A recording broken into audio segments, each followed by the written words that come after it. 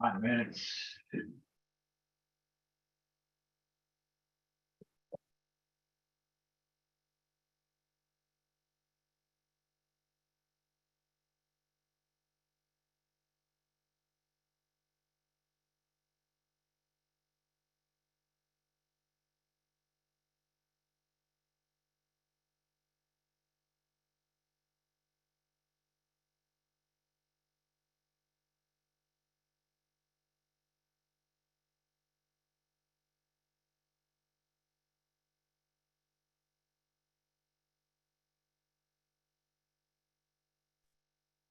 Can you guys hear me?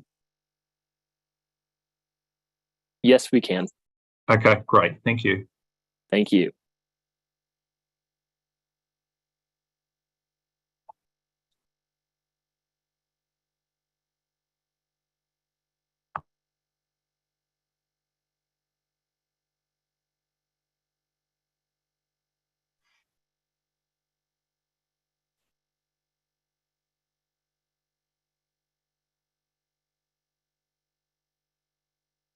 Looks like we got about 10 minutes before we start.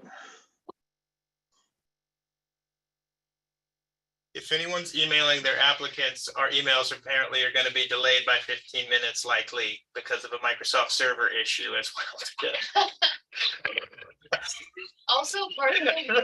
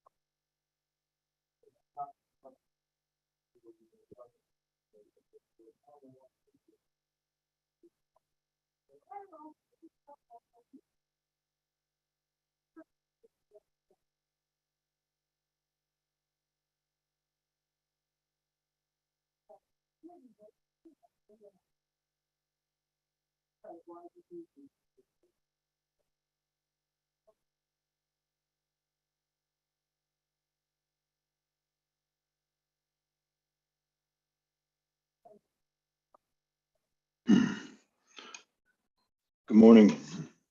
We have everybody online here available.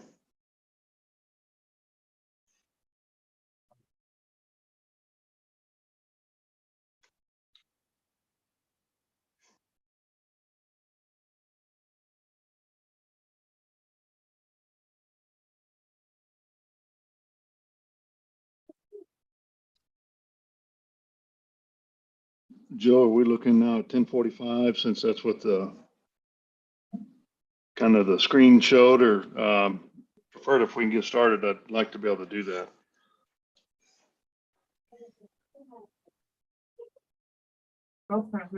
That was the slide for a different meeting. The initial Anybody slide hear me? showed. Hello? Okay, that last slide, it was for a different meeting. The slide that was sharing previously said 10:30.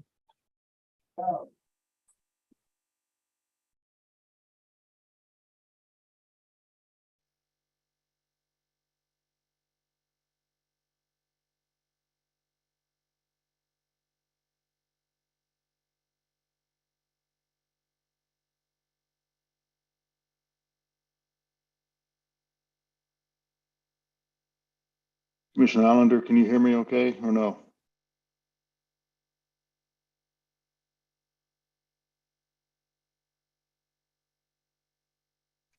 Joe, can you hear me all right? Joe cannot hear you. 1 second, Colby. Yes, I can. I can now. I can't hear you, Joe. Yep, I can hear you.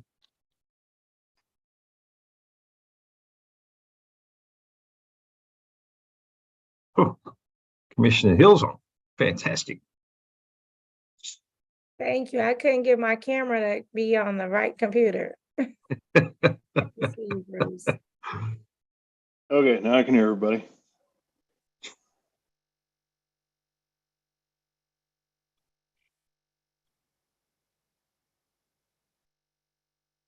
Have we got anybody actually from the chamber on? I'm just looking. Let's see, we got Commissioner Hill, Allender, Crowell, Sadowski, Enders, and Rojas. Joe, is your staff ready to go? Do we think we're ready? Can you guys hear me? Yeah, got you there. Oh, okay. Yeah, I think we're ready.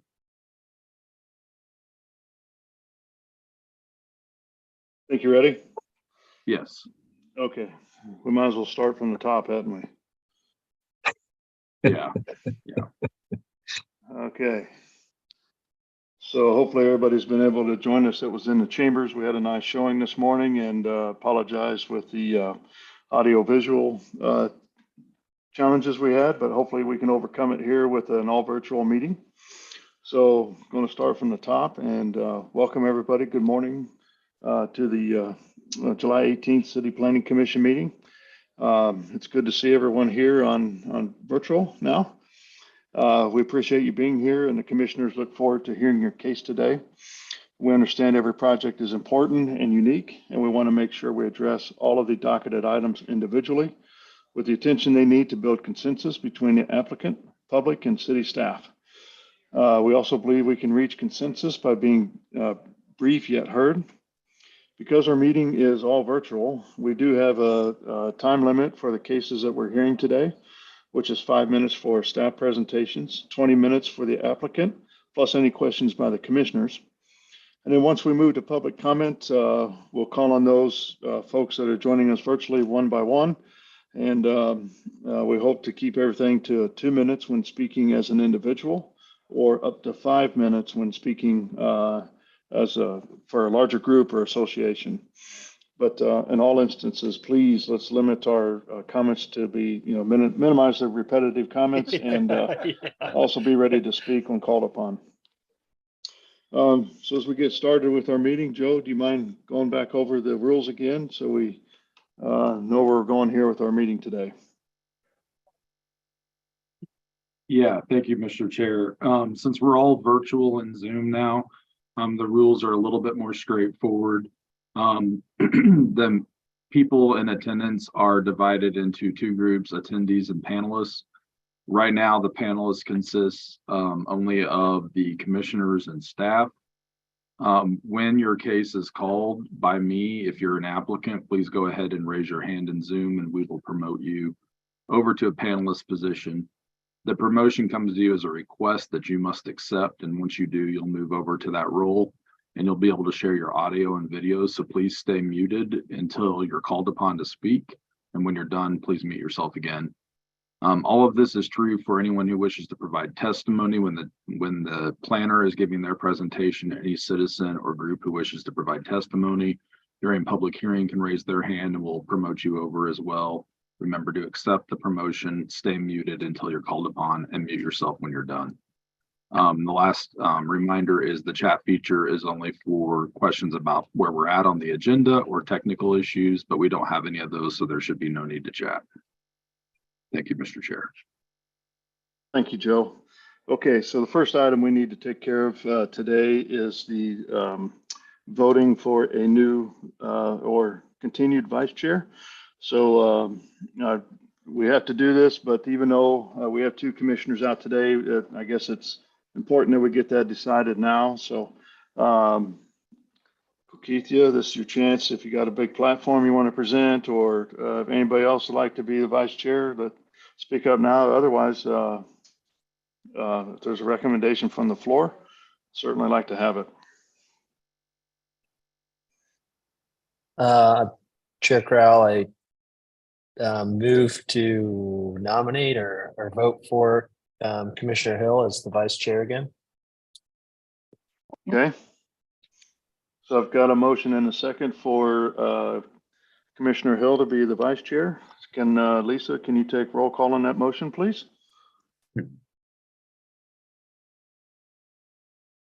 Corral, Aye. Hill, Aye.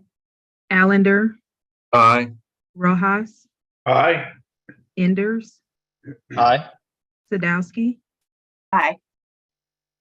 Okay, it looks like the motion passes in 6-0. Congratulations, Kokithia, on this coveted position. Thank you. It's been such a pleasure to lead with you, Kobe, and Anders. I can't thank you enough. Fantastic. Okay, let's go ahead and get started with the consent agenda items. And Joe, as you introduce them, can you not introduce C2, C3, or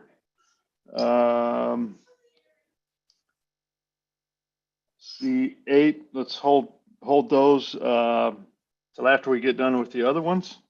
And I'm not sure about any of the other commissioners, but it sounded like that there's probably 2 others that we wanted to pull off of the consent agenda to hear what's going on with those projects. And I believe that's C6 and C7.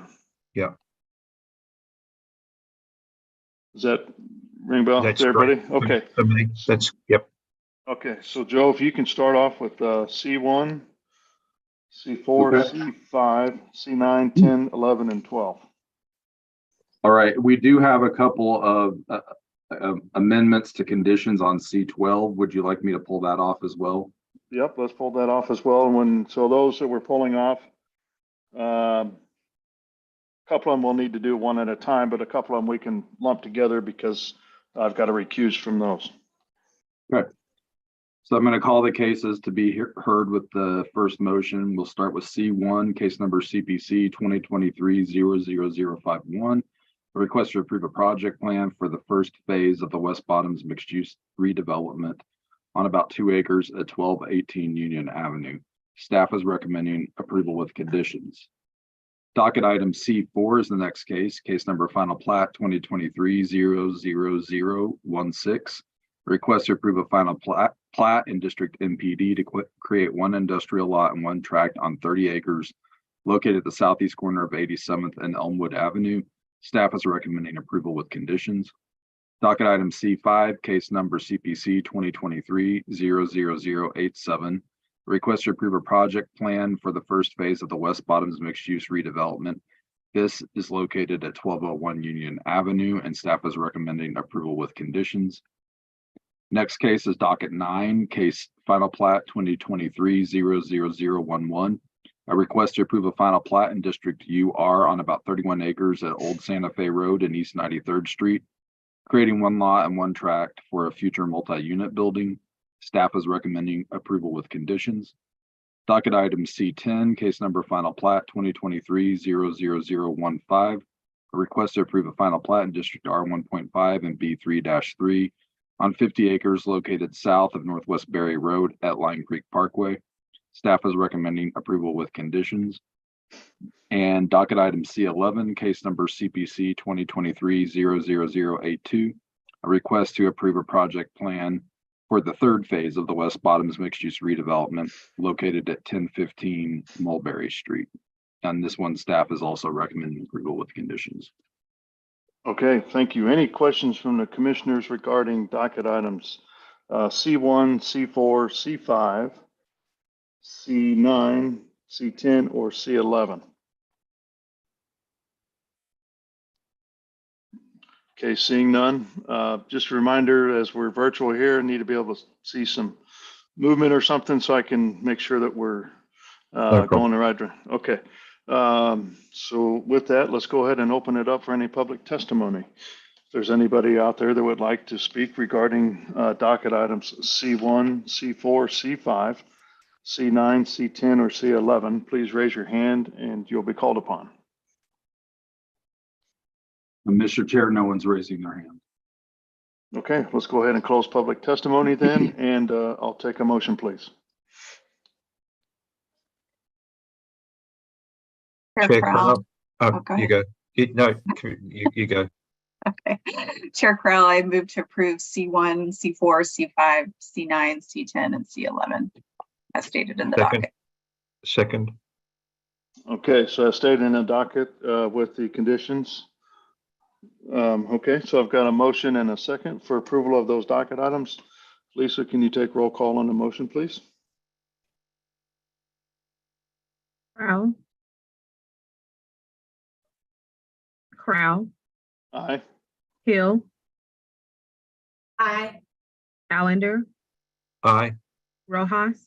Aye. Enders. Aye. Sadowski. Aye. Okay, looks like the motion then passes for those cases 6-0. Okay, so let's go then to docket item C12, Joe. Okay, C12 is case number CPC 2023-00075. A request to approve a final plan in District MPD for the Twin Creeks Village Apartments on about 10 acres at Northwest Old Stagecoach Road and North Lion Creek Parkway to allow the development of 240 dwelling units. The applicant or staff is recommending approval with conditions, but we're recommending that the commission delete conditions 24 and 31. Okay. Any questions from the commissioners regarding docket item C12 and the Just- removal? Go ahead.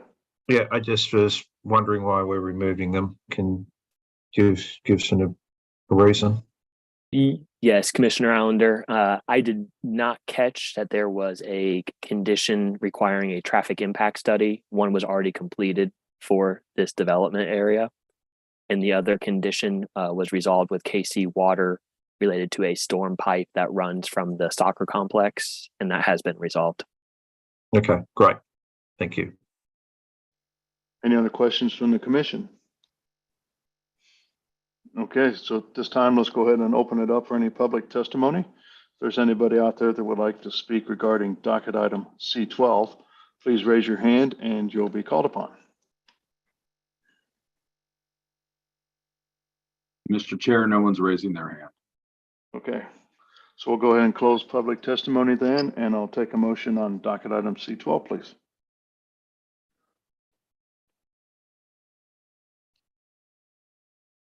Chair Crowell, I move to approve C12 with the deletion of condition 24 and 31.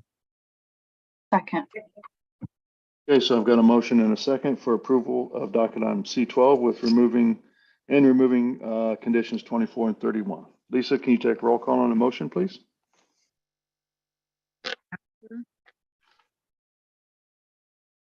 Allender, Aye. Crowell, Aye. Enders, Aye. Hill, Aye. Rojas, Aye. Sadowski.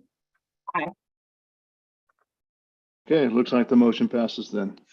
Okay, so let's now go back to docket item C6. All right, C6 is case number CPC 2023-00064.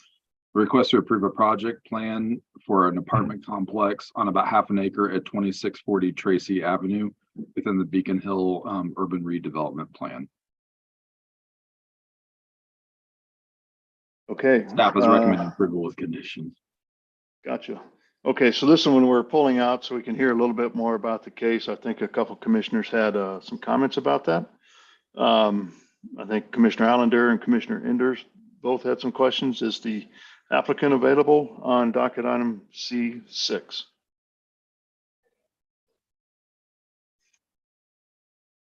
The applicant, Joe from Cardinal Crest, I'm promoting now. Jeff Clock and Kurt Mitcher. Thanks, Chair Crowell. And also, perhaps maybe staff could just help jog my memory on this site. I recalled a case on the site, which I think was a separate case, and I didn't go back and look at the history. So I was just kind of looking for some context as it related to the previous case related to this location. Okay. Yeah, I think that'd probably be good. Is that you? Yep, that's me. I have a formal presentation if you guys would like to hear it. That'll be fine, as long as it's quick. Yep, it's on the shorter side. Okay. Thank you. 1 second.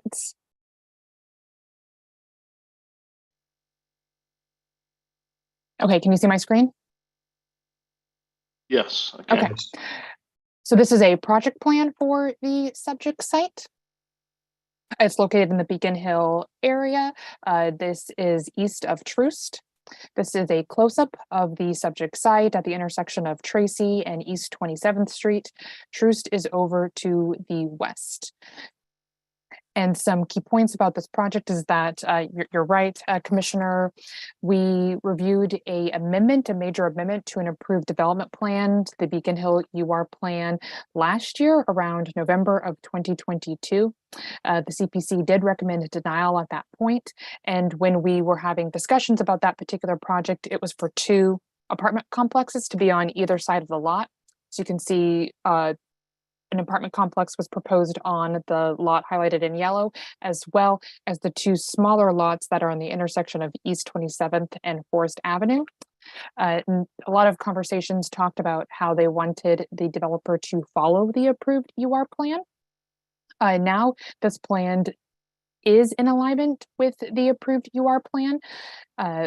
You might see some discussions in the in the staff report, talking about an administrative adjustment for the interior landscaping requirements for the parking lot. That's due to them wanting to provide as much parking as possible, since also during the public hearing back in November of 2022, public were concerned about parking issues. So if we, allow them to have this adjustment for the interior landscaping requirements, that means they can provide the full amount of parking required for this apartment complex. And we do believe that the massing and architectural details match the neighboring apartment complex. So screenshot of the approved UR plan, and we can see with the single family homes on the corner of East 27th Street and Forest, and then with the proposed apartment complex at the intersection of East 27th Street and Tracy. So they are following the UR plan. And then this is an example of what they are proposing to build. Any additional questions? Thank you. Yes, so the two single family lots right now, are there no plans for that at the time, or will those be sold and developed separately or developed by the same owner, or is that a completely separate parcel and not part of this project? The project plan does not include the 2 detached dwelling units shown on the UR plan. And just for my own recollection, was it previously? Back in November of 2022, they were proposing to build another apartment complex on those lots, which triggered the major amendment.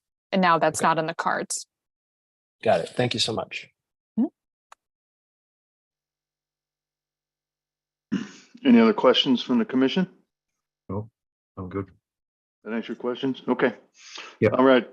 Applicant, is there anything you'd like to add to city staff? Joe or Mr. Clark? Okay.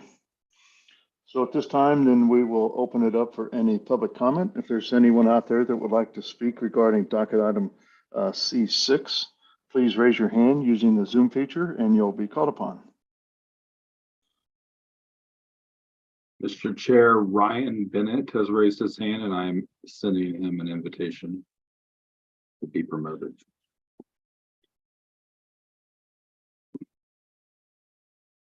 Okay. Yes, hi, my name is Ryan Bennett. I'm the chairman of the Architectural Review Committee for Beacon Hill. And my only concern with this, or just want some clarification, is part of the UR plan is for there to be a single family house just north of this, in between the one that's existing at 2634 and this apartment complex. I was looking at the plan and it looks like there is about, the lot line now is 26 feet wide. And we had talked to the developer previously about the neighborhood approving this with the intention that that single family home would be built at the same time as the apartment complex is built, because the builder, Cardinal Chris, said that it would be extremely difficult to build that house in such a narrow lot. And I'm just kind of curious if that is still the issue, or if that's still what's going to happen, or if you guys see any issue with there being a single family lot that's only 26 feet wide with the 4-foot setbacks not included in that. Because we want to make sure that that we don't lose that single family house that's just north of this lot. Okay. So when you say, do you guys see any issues? Are you talking about the planning commission or the developer? Just curious. I'm just curious, both actually. I just want to make sure that, we're okay with the plan as long as that house is part of it, but we just wanted to make sure, verify that that is still the plan. Okay. I guess we'll find out. Thank you. All right. Anybody else, Joe, that would like to speak? No, Mr. Chair. Okay. So we'll go ahead and close public testimony then. And I think maybe Joe, you can answer that if you don't mind. Yeah. Brian, how's it going? Yeah, that's still the plan. We are inside that site plan.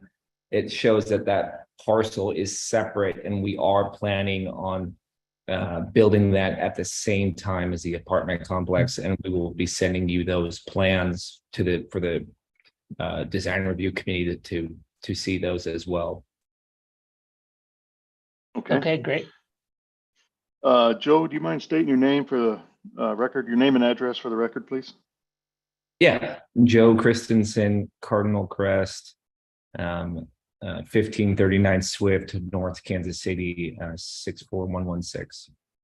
Okay, all right, thank you. All right, anything else to add? So if not, Commission, I'll take a motion, please.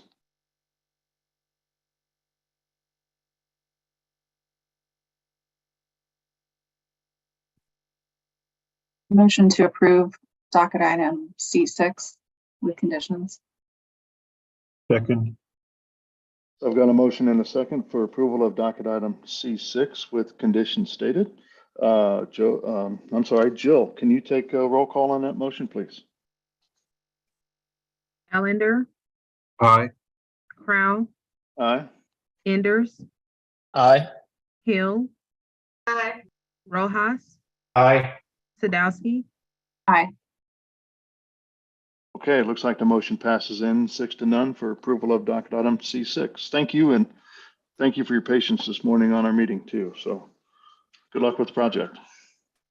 All right, with that, let's go ahead and see if we can hear docket item C7. I'd like to pull that out, and again, if we can get some kind of staff presentation as well as something from the applicant, that would be great.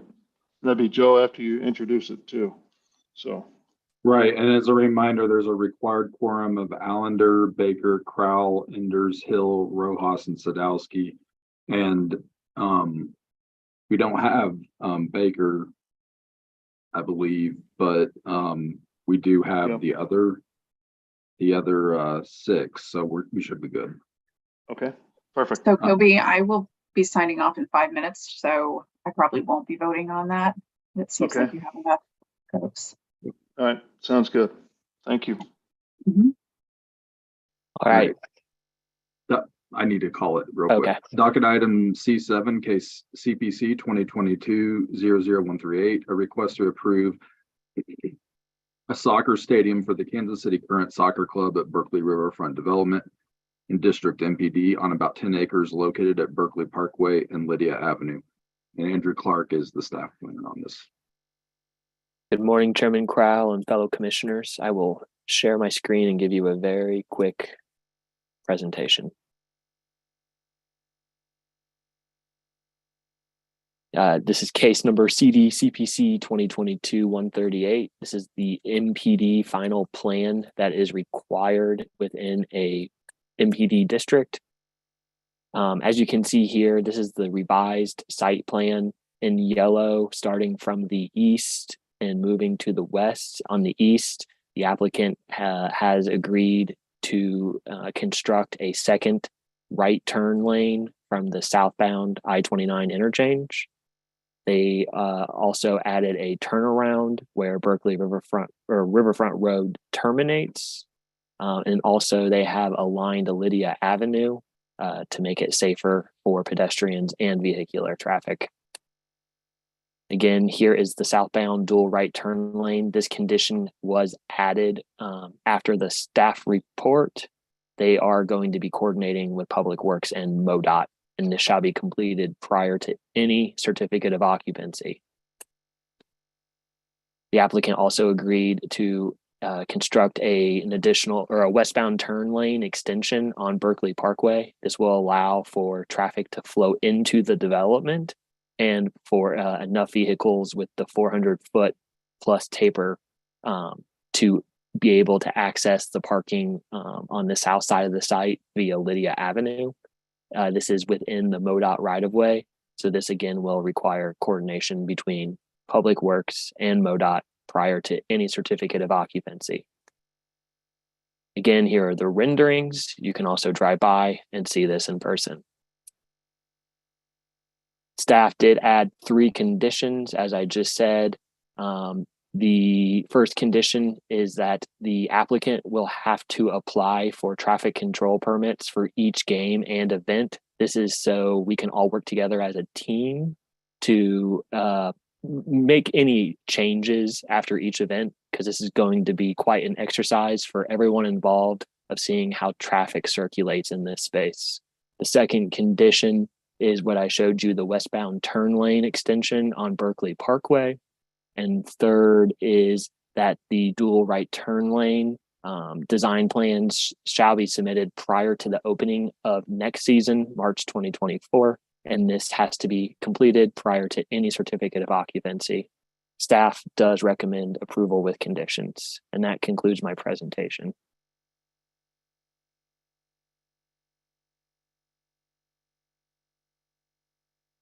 Okay, thank you. Can you say that again? So every time that they have an event or a game, they have to apply for a permit? Is that what you said? For traffic control permits. Okay, or just during construction? No, for any event. Any event. Okay. So has the traffic study been done, and has that been discussed with MoDOT? I mean, that was the. I'm going to let Angie Laurie with Public Works. She's been working with MoDOT on what has been submitted.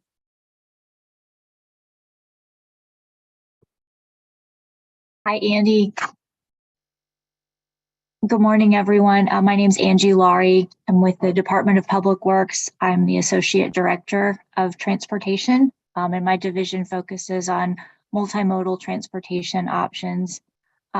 What Andy just explained is the staff request, and it has been discussed with the project team. That being that because there are some additional traffic control measures that are being recommended by the traffic impact study for game events and possibly other events that meet certain thresholds. For the initial events at the stadium, we are asking that a traffic control permit application be submitted with the traffic management plan that is also recommended by the traffic impact study. Some streets within the riverfront area will have different traffic control measures as recommended by the traffic study. Certain movements are recommended to be limited, and certain staff members, personnel, are recommended to be placed in intersections to help control the flow of traffic and where cars go to park and how pedestrians cross streets and so on. And it is with that in mind, because those are traffic control measures in and of themselves, that we are asking that an application be made before events for a traffic control permit. If the intersections, the signals, the traffic control measures in place could accommodate those vehicular and pedestrian movements on their own, that may not be the case, but because that is a recommendation of the study that was conducted, that step is part of the conditions being presented. Okay. Is there a time frame that they have to turn that application in before every event? I mean, is it required to be in like a week before or 2 days before, or how does that work? Typically, we request 2 weeks, but in enough time for staff to review with MoDOT and for that permit to be put in place. This also helps us inform emergency response personnel for access to and from the site. Okay. Is that part of the condition? Is that language in there that you wanted at least 2 weeks? Just make sure that there's clarity on that. We can certainly add that, but we would be accommodating in coordination with the team and require the same advance notices as other traffic control permits that are submitted to the department. Okay. Okay, I don't understand. I mean, you're not going to have 2 weeks between, unless the schedule's been submitted, the game plan or the game day schedule's been submitted. You may have a week apart on games. I mean, how are you going to accommodate that at the end of the day?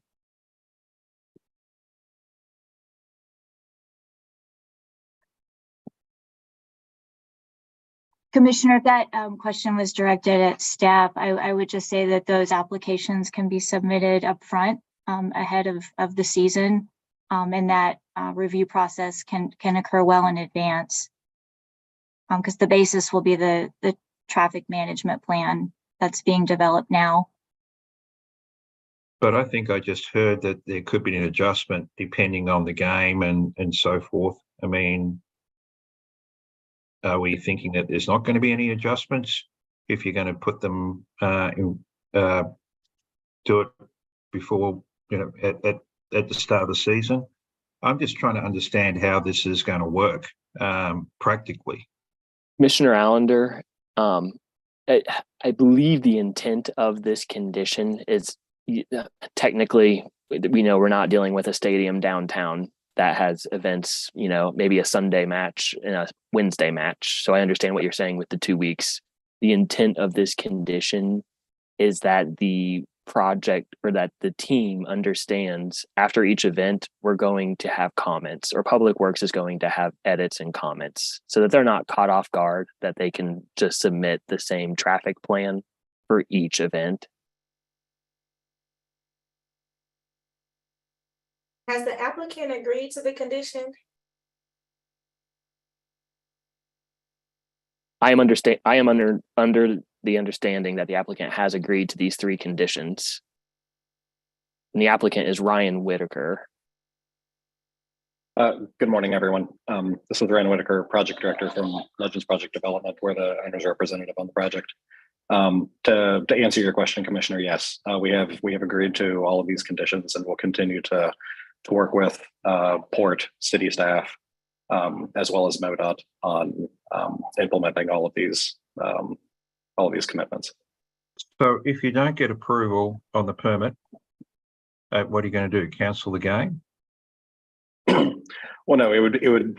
This is something where, at least initially, you know, as Ms. Laurie suggested, these would be submitted far in advance, and so there's the intent with this, with all of the discussions we've been having both with Public Works and with MoDOT, is to have a baseline to work with that works in theory based upon the traffic study that's been completed, as well as the traffic management plan that is currently underway to be developed. The intent is that that traffic management plan is a living document. So as conditions are experienced in real life, then that traffic management plan, and then therefore the application for this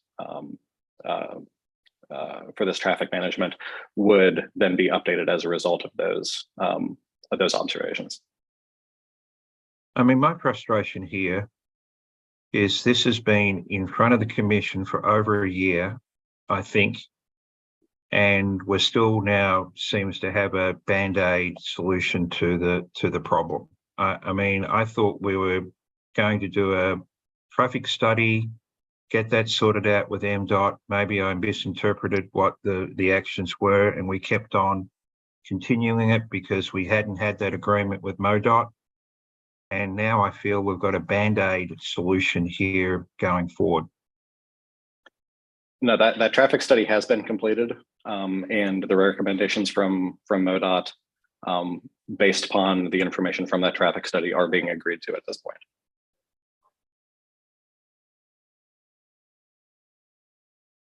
A question for staff, but the applicant is welcome to answer as well. Related to that traffic study, could someone provide a breakdown of if there are roughly 9,000, 10,000 in attendance, and then however many staff members would be working, other people who aren't sitting in the stands? I don't know if that's another 300, 500. Could someone give me a rough breakdown of how we anticipate most people will be getting to the stadium? And then also kind of letting me know the timing at which that happens. So to, you know, make things up, 4,000 fans park and walk, 3,000 fans, you know, are doing a park and ride system, et cetera. Could someone kind of give me a sense of what the overall picture is intended to look like?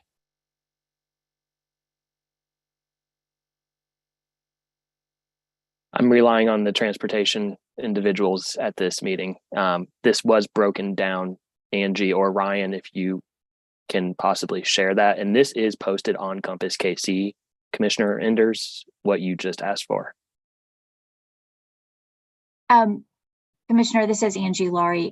Ryan is a member of the traffic engineering team, still able to join this meeting. I think they may be best suited to explain the assumptions that have gone into the traffic study. Yes, I am asking him to jump on and raise his hand. That would be Kurt Olson from Kurt Rotering from Olson.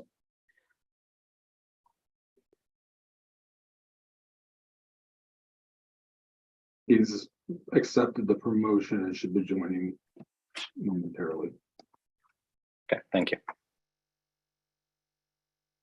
Good morning. Yes, I can share my screen here quick.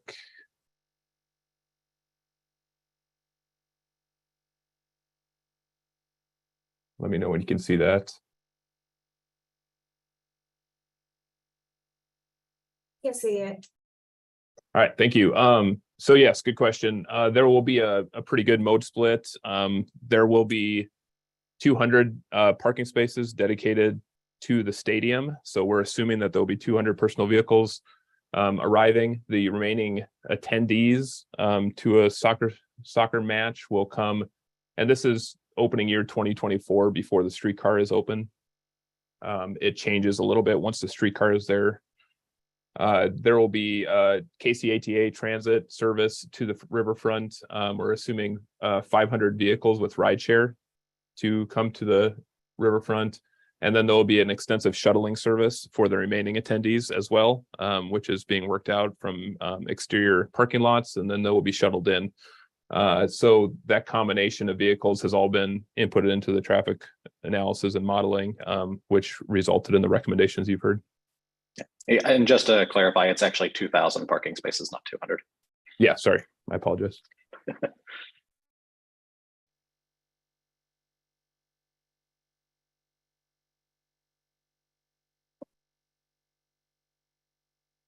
Okay, any other questions from the commission?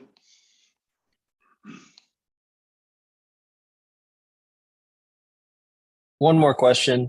I'm wondering if anyone from the applicant's team has had a chance, or from city staff, to attend any event, large event down in that area. I only have one recent experience with, which was a Thanksgiving Day turkey trot. And so I don't know how many people were in attendance. It was a 5K. We were backed up onto 71 northbound quite a ways, waiting to enter the site, and people were allowed to kind of park all over in the grass lots. And so it was quite a queuing process. And I realized that they didn't have as many attendants helping control traffic, and this is going to be a very, very, very different process. I really like how ambitious this project is about multimodal transit, but I also am very worried about the first handful of games. Has anyone studied any other events that have been held in this area? And if so, what were the learnings?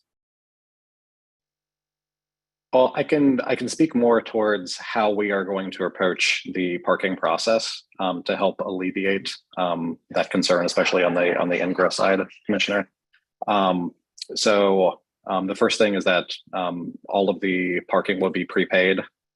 So it'll be purchased online via an app, similar to what the Chiefs and Royals do, for example, now with the last couple of years here.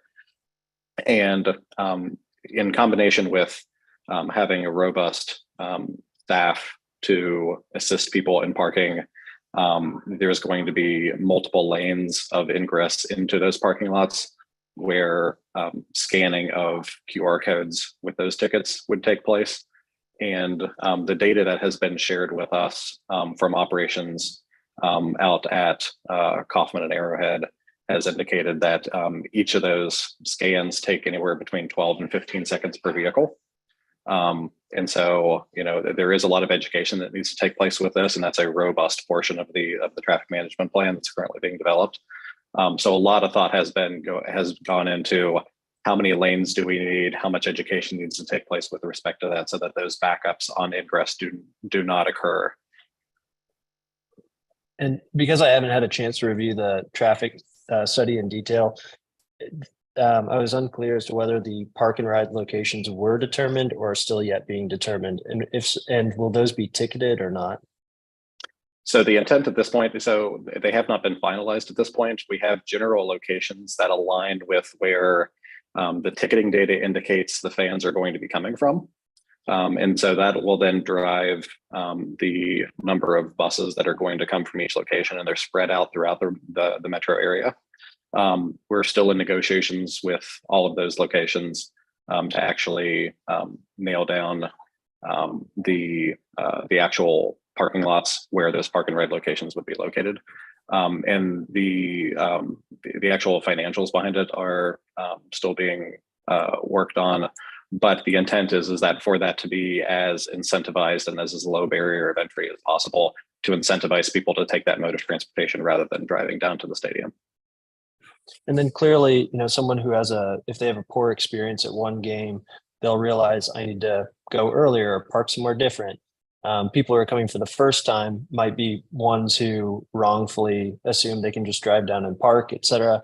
What's kind of a worst case scenario? As I try to quickly brainstorm it, I'm thinking it would be that there are too many people who want to do ride share or something. And so then there's not, what's the backup plan in a worst case scenario where, because people determine that parking is going to be challenging, they all use ride share. And so it's a high number of vehicles, higher than anticipated, not as many buses, et cetera. Right. And that's where, especially for, call it the first handful of events, call it for the first 5 events, well, we are better understanding the psychology behind, how people are going to approach the stadium in various ways. There will be additional capacity built in all the different modes until we understand a little bit better what people's personal inclinations are to try to attend an event. And so, that same sort of logic applies to staffing and ticketing and concession sales and things like that. Until there's a baseline kind of developed for how things are operating, there's going to be excess capacity built in at all those different levels to make sure that it's a safe way to get to the stadium, but then also it's creates a high level of fan experience to make sure that it's a pleasant experience for everyone. And then last question. Thanks for answering all these. Is there a good example in the metro area or a little bit beyond of a large event that's been well messaged for park and ride? I was trying to think of sporting events and maybe Allen Fieldhouse in Lawrence. A lot of people don't park right next to it and they have to walk from further away. But is there any example that gives you a good model or makes you optimistic? Yeah, so I think a lot, and Andy can kind of attest to this. A lot of what we're discussing here has been utilized at other sporting facilities around the country. And we're trying to take those best lessons learned and apply them here as well, knowing that there is a lot of education and outreach that needs to take place in order to make that successful. So we've drawn a lot from, so for example, Allianz Field in St. Paul, Minnesota, where Minnesota United MLS team plays, has a very similar mode split to this. They have a shuttle bus system that's in place that has proven to be very successful. And so we're trying to emulate that, as well as Q2 Stadium in Austin, Texas, which opened up a couple of years ago. There were all sorts of concerns, at least initially, because there was very little on-site parking, about how all that would operate. And there was a major outreach in the use of shuttle buses, the use of public transportation. And they're in a very similar situation where when the stadium first opened up, the rail line did not have a stop at the stadium, and it just recently opened up a couple of weeks ago, into their 3rd season. We're kind of in a similar situation here where the streetcar is going to open up in mid 2025. And so, we're going to promote as much streetcar use as possible from the very beginning to help condition people to utilize that mode of transportation, and then essentially provide a bridge link via shuttle buses from the river market down to the stadium to encourage use of the streetcar on an ongoing basis. I would add, I've been to Austin about 3 times. It is a nightmare getting out of that stadium when the game is finished. The amount that you've got to walk to even find a ride share and so forth, it is not coordinated all that well at all. Now, getting in, I think, is fine because people are coming at different times and so forth. But when the game is finished, it's a nightmare. So I would encourage you to think about whether that is the right example initially. Yes, I was speaking directly to the ingress model, but you are correct. They have some challenges there that they're still working through. A lot, it would be my view, but okay. I mean, I just, my frustration here is we've been over a year, and this is, to me, now we could have had this, if that was going to be the plan from day one, we could have heard this 6 months ago and so forth. I'm just frustrated that it's taken us this long to get to what I don't know yet is an ideal plan for the stadium. But I am a big supporter of the stadium, so I'm going to say that. I think it's a great addition to the city and so forth. But my God, there's a lot to think through on how we control traffic. And the other thing is, what are you thinking you're going to pay? People are going to pay for parking at the stadium. Is that going to be a way that you're going to control it by putting the parking up? The price point on that, yes, it has yet to be determined. That's something that we have to talk through with board as well.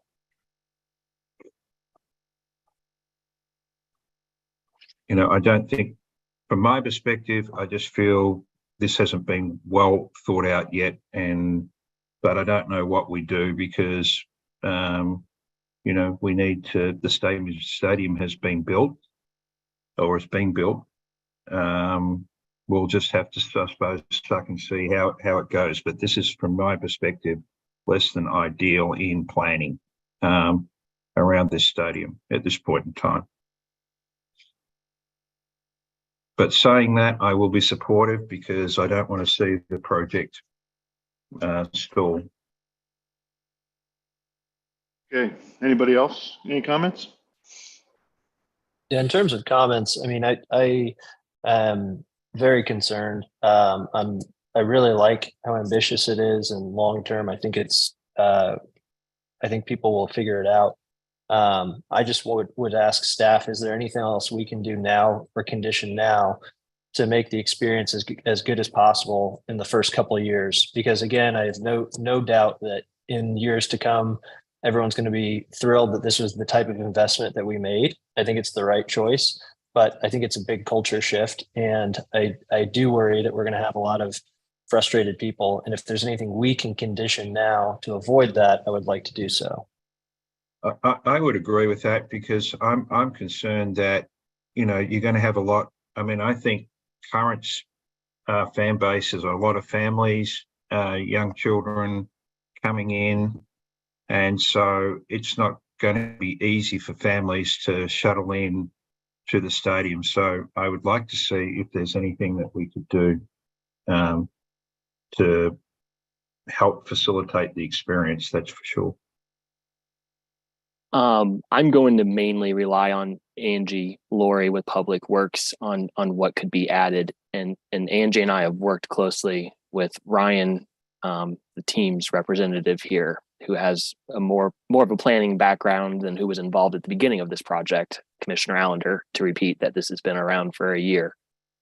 Ryan recently came in.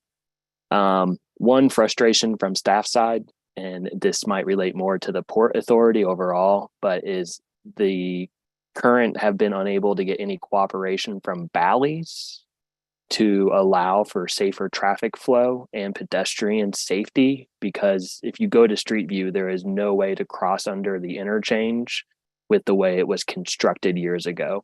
They constructed it in a way to keep people out. And, you know, it would be really nice if Bally's would participate in cooperating with traffic coordination during any event, not just matches, but I'm really concerned about concerts and other events. And I will let Angie add anything else. Thank you, Andy. Commissioners and team, I guess want to acknowledge that there has been a lot of analysis and evaluation and good collaboration between staff, project team members, other agencies, the overall project effort to understand what to anticipate for the first event, other game events between now and future years as far out as 2045, and how best to prepare for this location and give people options in how they choose to get to and from the events occurring there. We recognize that right now, we only have part of that information. In particular, there are other significant improvements that are advancing, thankfully, in parallel with the construction of the stadium. Better access to transit and rail transit, as well as pedestrian facilities that will make biking and walking to this destination easier, and reach much farther in how we connect with other residents in the city and elsewhere. So there's more work to do. I think the whole project team acknowledges that. The traffic impact study that's been conducted acknowledges that, and we will continue to collaborate with the transportation management plan, the traffic management plan, that TMP, that will be submitted before the first event. The permit element is not intended to be a hindrance, but to, as Ryan described, provide a baseline and then a way for us to continue to collaborate and optimize how we promote access to and from the location.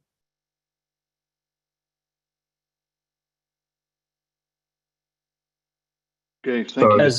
So there's Has no, there ever been? you Go go. ahead. No, you go. Okay. Has there ever been an example where, and maybe not in Kansas City, but where something like this is tried and then it's conditioned that a garage get built or that extra parking get added if something doesn't work after 2 years and it's just not working? I've lived in cities where biking was really prevalent, but still, if you went to a sports game, you didn't necessarily see a lot of people biking. And based upon the number of people that live in the area, I think the potential that 5% of people in the audience walk could happen in the future, but I think it's pretty ambitious. And so if things don't align the way that we're hoping they would, is there any sort of backup plan that can be added where extra parking is required or a parking structure? I can, excuse me. Yeah, I was just going to say, Commissioner Enders, I mean, I know we're going through some hypotheticals here that may or may not happen. I think they've worked pretty hard to get this traffic plan in place, and they've got a solution that they're going to make work for the short term, and hopefully it can work for the long term. And if it doesn't work, I'm sure they're going to make adjustments and do what they can to make it work for the best for those going to the games, concerts, or whatever it may be.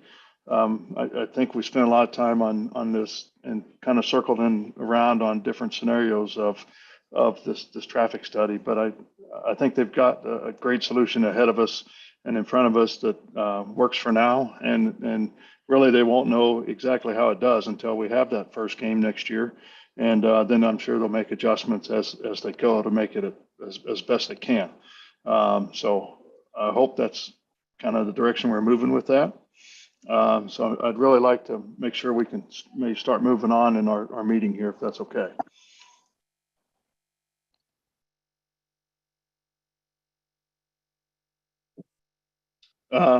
So any other questions, comments from commissioners on this traffic study and that?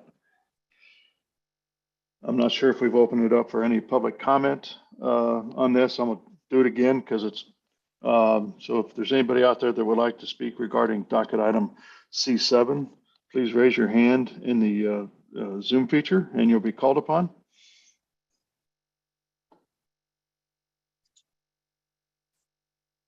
Mr. Chair, no one's raising their hand. Okay, so at this time we'll go ahead and close public comment. Any last comments from the applicant or commission before we take a motion here? No, I'm supportive of the project. I think it's great for Kansas City. Just I think we've got to hope is a strategy, if you like, but we'll see how it goes, I suppose. Yeah. Okay. All right, I'll take a motion, please. And Jill, just remember that Ashley or Commissioner Sadowski had to step away for a while.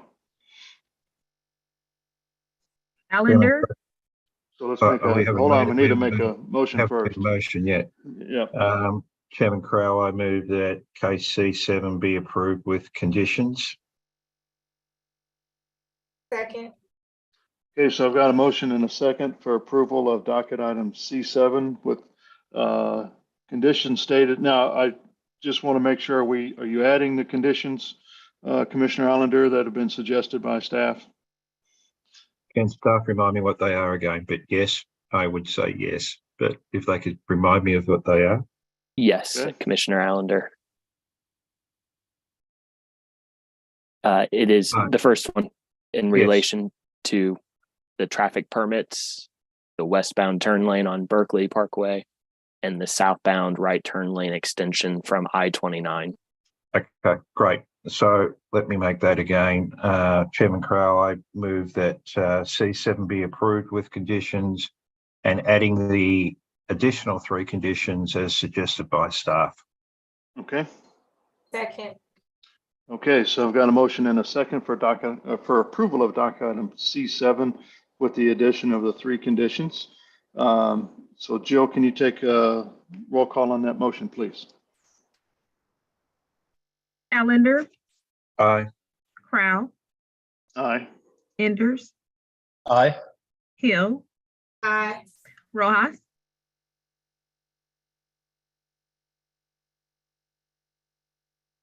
I didn't hear anything from Commissioner Rojas. Did he say yes? Rojas.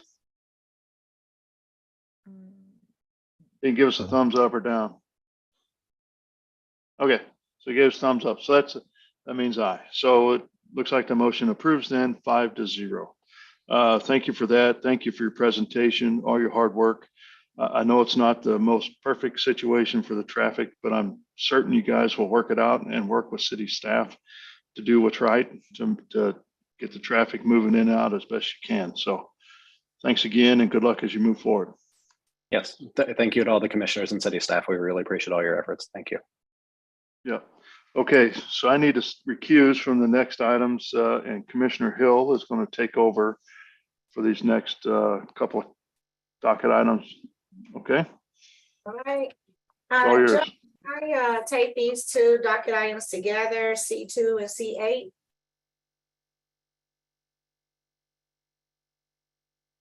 You're on mute. I can't hear you. You want me to call C2 and C8 at the same time and leave C3 off for now? Is that what you're asking? Well, you know what? I don't think, I think we can add C3 because nobody wanted to pull it, special. But I'll take those, even though Kobe doesn't need to recuse from those. I can take those 3 together. Oh, okay. Docket item C2 is case CPC 2023-00115. A request to approve a project plan for private open space in District R6 on about 5 acres located at the southeast corner of 93rd Place and North Belton Avenue. Staff is recommending approval with conditions of this one. And was it C2? I'm sorry, Commissioner Hill, was it C2 and C8 are the ones that Kobe needs to recuse from? That's why he's recusing now. I'll go ahead and call those on their own, like you suggested initially, now that I wasn't capturing mentally why we were doing that, but now I know. C8 is case number final plat 2023-00017. A request to approve a final plat in District MPD to create 4 lots on 17 acres at North Platte Purchase and Highway 152. And this one, staff is also recommending approval with conditions. And there are no requests to change conditions from staff or anything on these 2. Okay. Are there any questions from commissioners on these 2 docket items? All right. Is there any public testimony online? Anyone raise their hand that they want to give testimony on docket item C2 and C8? Madam Chair, no one's raising their hand. All right, well, we'll close public testimony. All right, so we can take a motion if someone would like to make a motion to approve docket item C2 and C8. Madam Vice Chair, I move that C2 and C8 be approved with conditions. Second, Right, it's been moved in second. Jill, can you call the roll, please? Allender, Aye. Crow, He's sorry, He's Enders, recused. aye. Hill, aye. Rojas, Aye. All right, it has been unanimously approved 4-0. Thank you all. Kobe, you come back for docket item C3. You're gonna have to do that one as well. Okay. Fantastic. Joe, we could have done them all three. We'll take docket item C3. All right, docket item C3 is case number CPC 2023-00095. A request to approve a final plan in District MPD for phase 1 of the Blue Oak Learning Academy and Nature Conservancy on 24 acres at the northeast corner of Northwest 72nd and Northwest Wacomas Drive. In this one, we do have one modified condition that Olufugbaji can read to you all, but we're recommending approval. Thank you. Good morning, Madam Chair. It's up to you if you want me to read it or just let you know that both staff and the applicant have agreed to modify condition number 10, and I have the language up. It's kind of extensive, but if you want me to, I can go ahead and read it. If you could share your screen and put it up, that would be great, Olufu. Can you see it? Yes. If you could just summarize the condition for us so that we know.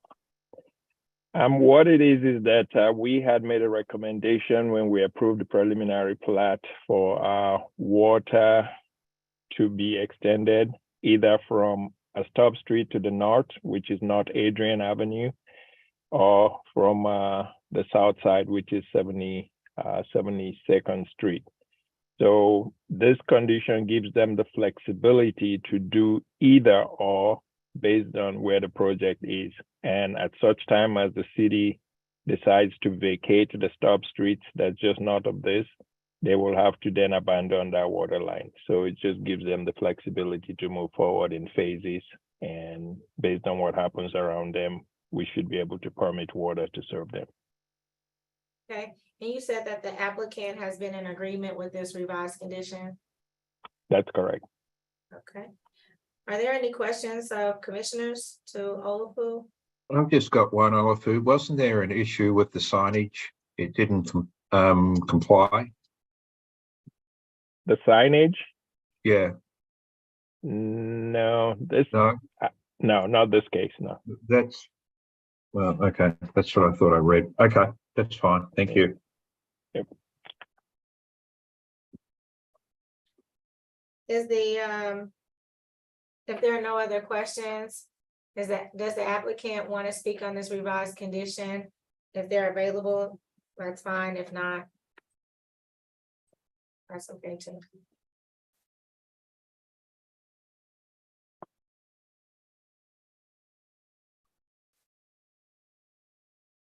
Joe, is the applicant available? Yes, I'm sorry. I'm promoting them now.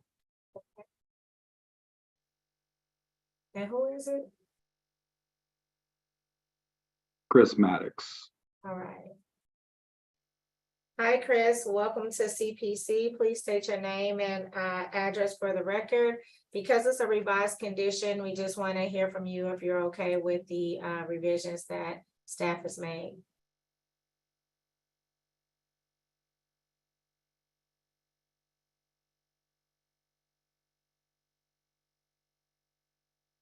Can you hear us, Mr. Maddox? Looks like you're still on mute. My apologies. Thank you. Let me see if I can start video too. Here we go.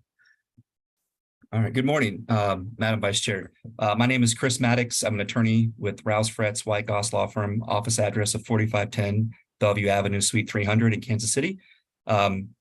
We have been in contact with Water Services and working with them cooperatively, and I would like to thank them for working with us to revise this condition. As Olufu mentioned, this does give us the flexibility to tap into that stub main to the north which would, I think, eliminate the original condition that we pull up and remove that water line. So I would like to thank staff for working with us, and we are in agreement. Fantastic. Thank you so much.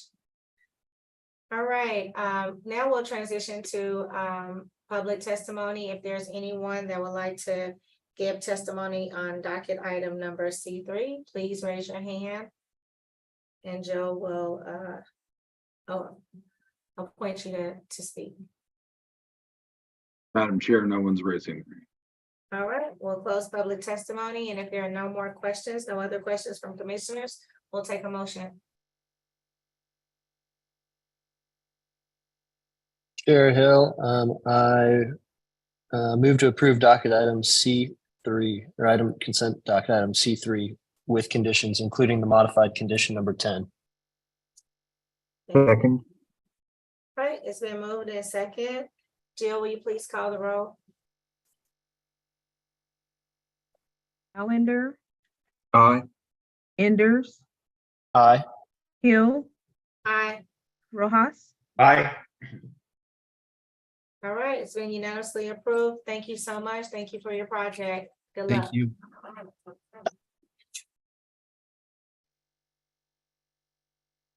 All right, Kobe, I think we might be ready for the regular docket. Okay, thank you, everybody, for your patience through this meeting.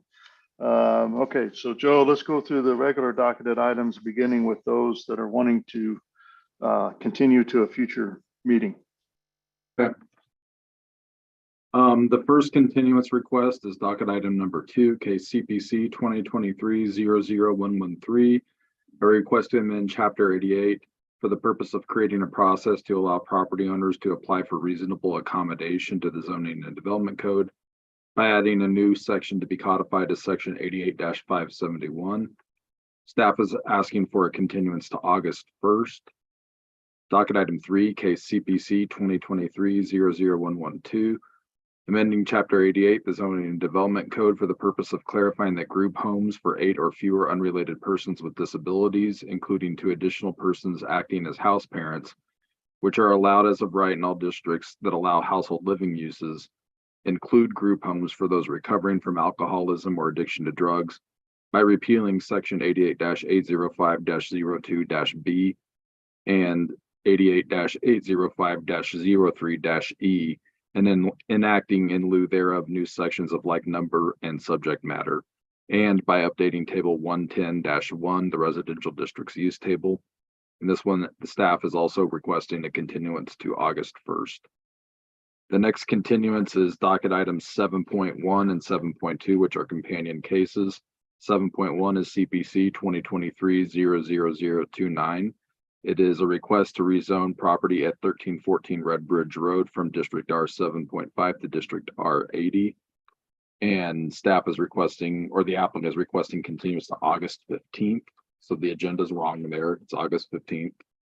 Docket item 7.2, case SUP 2023-00031, a request to approve a special use permit for an entertainment venue at the same location. And also with this one, the applicant is requesting continuance to August 15th.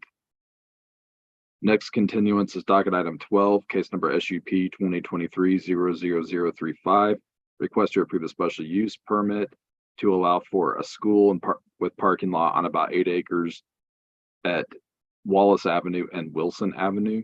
The applicant is requesting continuance to August 1st. Staff recommends no fee. Docket item 13, case number CPC 2023-00053, a request to amend the major street plan by adding Northeast 100th Street east of Maple Woods Parkway and removing Northeast 96th Street from the major street plan east of Maple Woods Parkway. Staff is requesting a continuance to August 1st without fee. Docket item 14, case number SUP 2022-00045.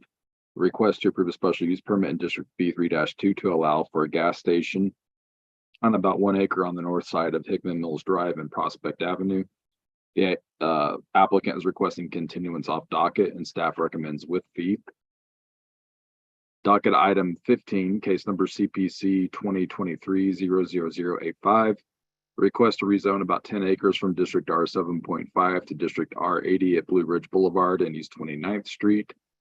The applicant is requesting continuance to August 15th. Staff recommends no fee. Docket item 16, case SUP 2023-00020. Request to approve a special use permit for public and civic uses for Franklin Elementary School located on the north side of East 35th between Highland Avenue on the east and Wayne Avenue on the west. The applicant is requesting continuance to August 15th. Staff recommends no fee. Docket item 17, case number SUP 2023-00024. The request to approve a special use permit for a hotel in District M1-5, generally located at 4112 Pennsylvania Avenue. The applicant is requesting continuance off docket. Staff recommends with fee. Docket item 18, case SUP 2023-00014. A request to approve a special use permit in District M1-5 for a warehouse and accessory structures and variances to the Boulevard and Parkway standards on about 4 acres at Belmont Boulevard and St. John Avenue. The applicant is requesting continuance to August 1st. Staff recommends with fee. And docket item 19, case CPC 2023-00079. A request to approve a local historic landmark designation on about 9/10 of an acre at 4526 Warwick Boulevard for the George B. Richards residence. The applicant is requesting continuance to August 1st and staff recommends with fee. Okay, thank you, Joe. Just want to confirm docket item 14. You said continuance to August 15th, or is that off docket? 14 is off docket. Okay. Just making sure. All right. And docket item 15, was that to August 15th or August 1st? August 15th. Great. Okay. Any questions from the commission regarding continuance of these docket items? Okay, so at this time, let's open it up for any public testimony. So if there's anybody out there that would like to discuss continuance of docket items 2, 3, 7.1, 7.2, 12, 13, 14, 15, 16, 17, 18, or 19, please raise your hand and you'll be called upon. Mr. Chair, there is no one raising their hand. Okay, so we'll go ahead and close public testimony then for continuance of these cases, and I'll take a motion, please.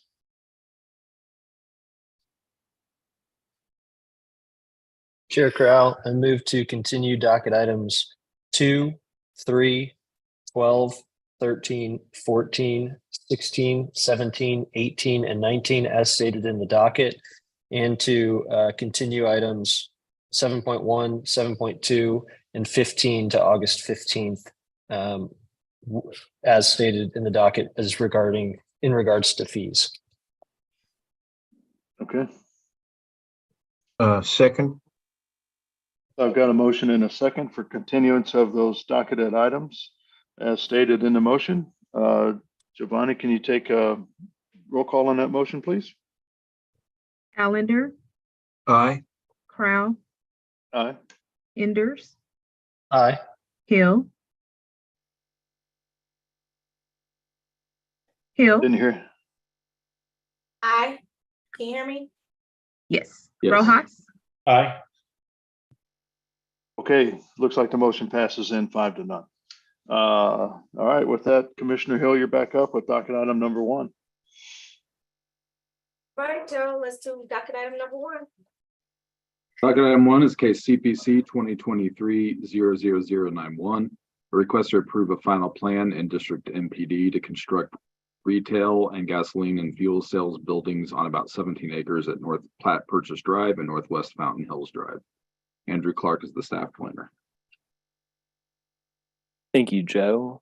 Good morning, Vice Chair Hill and fellow commissioners. I will share my screen. As Joe mentioned, this is docket number 1, Twin Creeks Plaza Area 8, CPC 2023-91. This is an MPD final plan, and the preliminary development plan was approved back in 2020. The site is located just north of 152 in the Twin Creeks Village development area. And it is also immediately adjacent to North Platte Purchase Drive, which has seen a tremendous amount of public improvements over the recent years. It's roughly 17 acres, this area 8. The applicant right now is proposing a convenience store, also a gas station, and a retail building for floor and decor. The rest of the site is all speculative. They don't know who will go into the other lots. The applicant has worked well with staff to address the Twin Creeks design guidelines, and they're continuing to collaborate with staff prior to receiving a building permit, as they need to make some alterations to the proposed design of floor and decor. The applicant really did do a good job of working with KCPD to address concerns with their lighting plan related to crime prevention through environmental design principles. And on the bottom right is where the floor and decor will be located.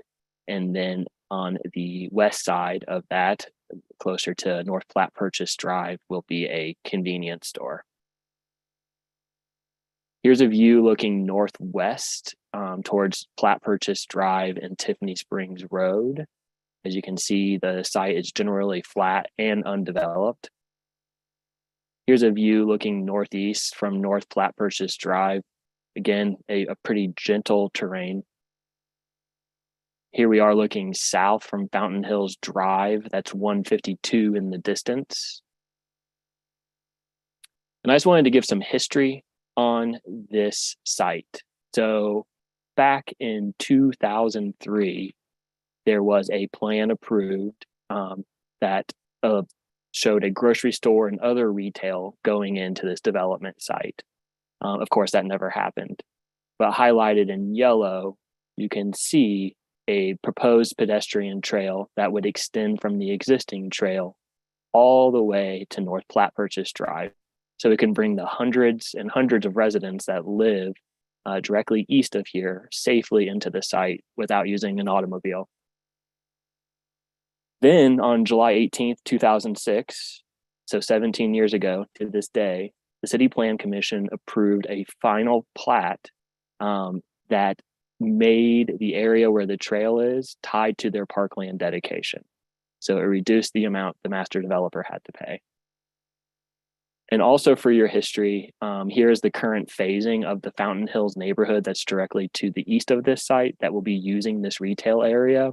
And it is the same master developer that is you're hearing the case today, MD Management. Staff does not take pedestrian safety lightly, and it is within the code. So in 2020, the council approved resolution 2019. This is known as the Vision Zero Action Plan. This is important because it was approved prior to the Twin Creeks development being approved by ordinance 200-596. And today you're going to hear that the applicant does not have to comply with pedestrian standards. This is the part of the ordinance that shows the deviations that the applicant was granted by council. They were only granted deviations to the boulevard and parkway standards and to allow a single property owner to amend parts of the plan. There is not a single deviation in here related to pedestrian standards. So it does say in the ordinance, so here we are today, reviewing this case, this MPD final plan. City Plan Commission is the last stop. After this, they are allowed to get their building permits. And the applicant is not complying with what is said in the ordinance that they have to follow the MPD standards of complying with everything in the zoning and development code unless they received a deviation from the city council. 88450 talks about on-site pedestrian circulation. So they have to have a connection to the street to reduce out of direction travel. We've talked about this before, where we don't want residents traveling 2 miles when they can travel a half mile. Number 2 is the most important factor here and a part of the code, which we are required to enforce.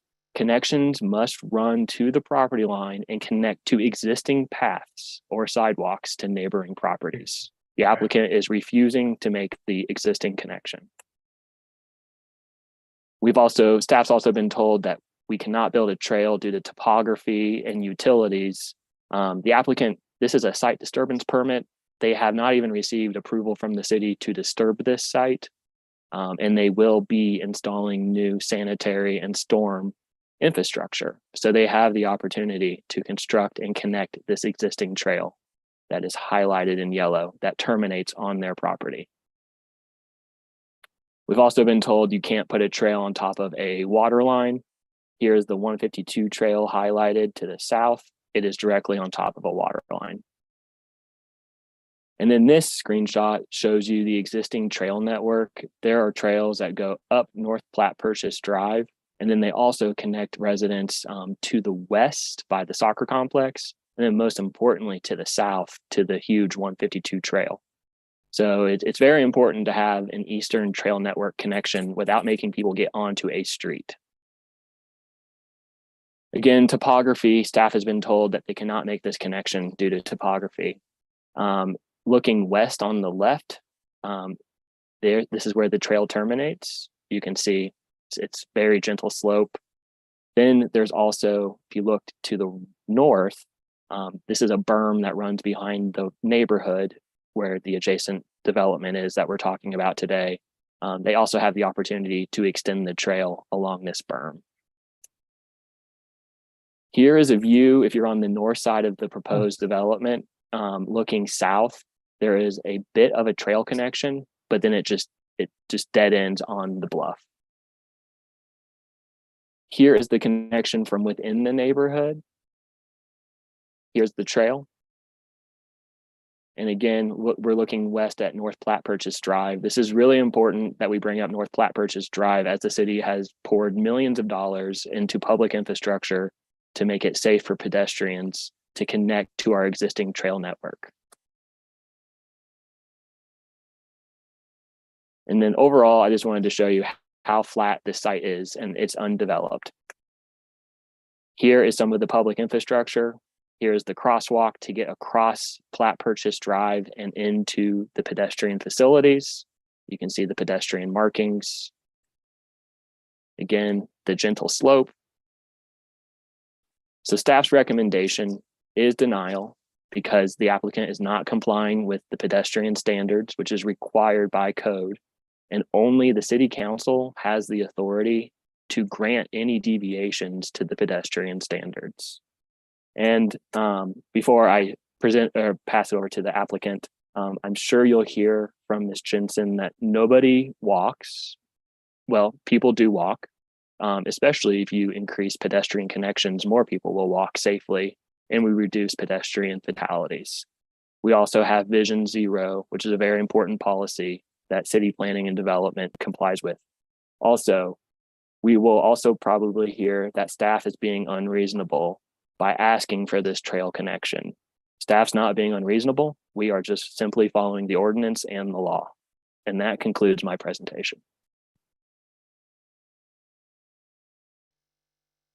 Thank you. Before we turn it over to Ms. Jensen, the applicant, as representing the applicant, are there any questions from commissioners? Go ahead, Commissioner Anders. Would staff, if we determine to approve the project with adding the conditions of the sidewalks as requested by staff, are there any other issues besides the sidewalks? No, not at all.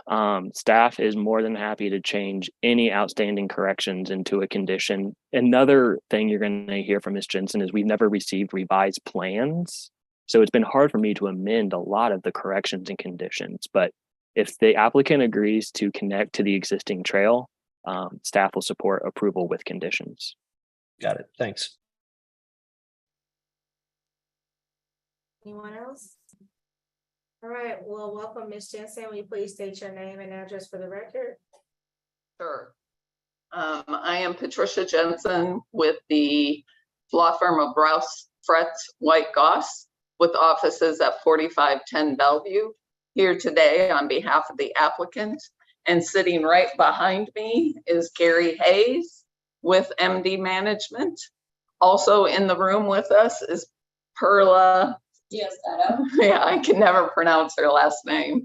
And then we also have Philip Cochran, who is joining us today, who is from Atlanta, and he's a representative of Floor and Decor. So as Andy has stated at the beginning, we have had very good meetings with staff in regards to this final MPD plan. We have had multiple meetings over the past 4 weeks to discuss the floor and decor elevations. We sent revisions to Andy with regards to floor and decor. And that's where you find us today, where Andy has essentially approved the floor and decor elevations, but asked us to continue working on the front entry to try to achieve as much of the 75% transparency we have. We've also had meetings with Andy and Bailey Waters, who is the city's mobility coordinator, in regards to pedestrian access within the site. We've had great meetings and we've gone through everything except for the last condition that Andy has discussed with you. I'm going to take you back because the 2003 ordinance is not applicable any longer. It's the 2020 ordinance. And we're going to go through some documents. I think they've been emailed to you. Unfortunately, I had copies this morning for each of you, but since we're here, I can't hand you any copies. But before I start my presentation, Andy, did you provide the commission with a copy of your revised conditions so that those are the ones that you're asking them to approve? I did not. I only shared that with your team. Oh, but might that be the most appropriate time now? So I think Commissioner Enders answered it. His question was excellent. I can recommend approval with conditions. I do not, like I discussed with you in the chambers, it's premature without me receiving official revised plans from you and sporadic comments back and forth. It's really hard for me to present something to them that might not be the final product. So I would like for you to give your presentation and we can go over those at the end. Well, we will go over the revised conditions at the end that you provided us then. So I guess we'll have to get them up on the screen if Andy doesn't. So let's go to the PowerPoint presentation.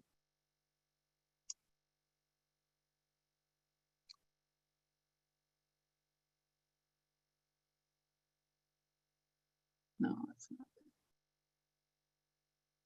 Are you sharing, Ms. Yeah, Jensen, yeah, she is. She is trying to share it.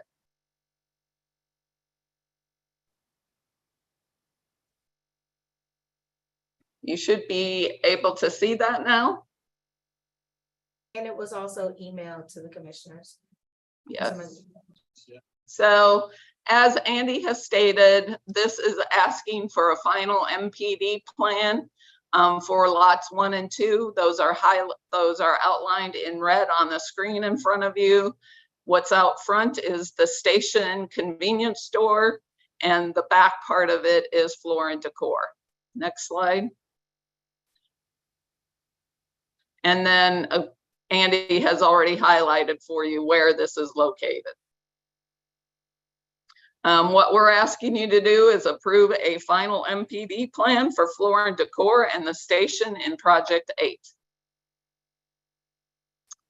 And let's go through what you review when you are reviewing a final MPD plan. It says the City Plan Commission must review and take action on the final development plan. The City Plan Commission may approve the final development plan if it complies with the approved preliminary development plan, all conditions of the preliminary development approval, and all applicable standards of the zoning and development code. Next slide. This is the general layout and the project summary from 2020. I think you all at that point had been appointed to the City Plan Commission, and this was probably one of your first biggest projects you heard on the Plan Commission. Next slide. There is the stamp that says the approved Twin Creeks Master Plan Development Plan. And the next plan is the approved plan and the grading plan. You will see that there's no trail shown on any of these approved plans. Next slide. This is actually the pedestrian circulation plan from the approved Twin Creeks Village MPD plan. You can see we highlighted all of the pedestrian access, and there was not a requirement for connecting a trail on the south side of our property to Fountain Hills neighborhoods. It's their private trail. Yes, they got credit for it for parkland purposes, but that's private open space. It does not make it a public trail. Next slide. These are the documents that have been emailed to you. So the ordinance that approved this was committee substitute for ordinance 200596, and it was passed in August of 2020. And if you'll take a look at that committee substitute, there is no mention of extending a trail. There's no condition dealing with that. That is the approving document. One that occurred 20 years ago or 30 years ago is not an approving document. The next is the staff report, and I'd like you to look at the staff report that's been emailed to you, because if you look at page 5, it talks about connectivity. We're only showing the front page because all of that was too hard to get on a PowerPoint. So page 5 talks about connectivity, and so does page 6. Actually, Perla's got it, I think. All the talk about is public sidewalks will be constructed adjacent to all major streets. A concrete multi-use path is proposed along Lime Creek Parkway. Another multi-use path will be constructed along Platte Purchase from the existing Highway 152 trail northward along Platte Purchase to northwest Old Tiffany Springs Road, where it will then run west and connect to the Lime Creek Parkway. There is no mention in this staff report about needing to connect that private neighborhood trail to Platte Purchase. If that had been the staff position at that time, we would have discussed it, and it would have been discussed with the council too. Next page.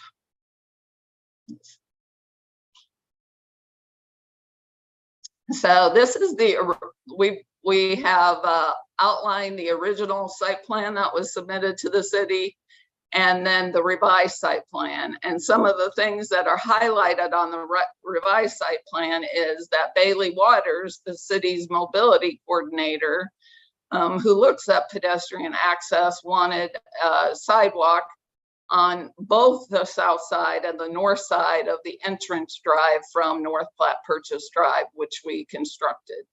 She also asked for a raised pedestrian connection, which we constructed. And then there are also other pedestrian access improvements that we made pursuant to her request. She also agreed to the note that we have highlighted at the bottom page, which says pedestrian crossings for future development will be addressed at the time of final MPD submittal for individual lots. So that was the pedestrian crossings occurring to the north through that parking lot from Fountain Hills Drive. Next slide.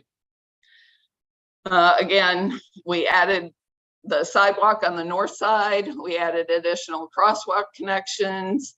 We added a sidewalk to the private sidewalk along the south side of the east-west access drive connecting to Platte Purchase. We added raised pedestrian crosswalks along the middle of the north-south private access drive. And we added crosswalks along 4 different locations along the north-south private access drive. All those revisions were made because of our discussions with Bailey Waters and Andy Clark. The next slide shows you the floor and decor elevation. So the top elevation is what was submitted with the original submission.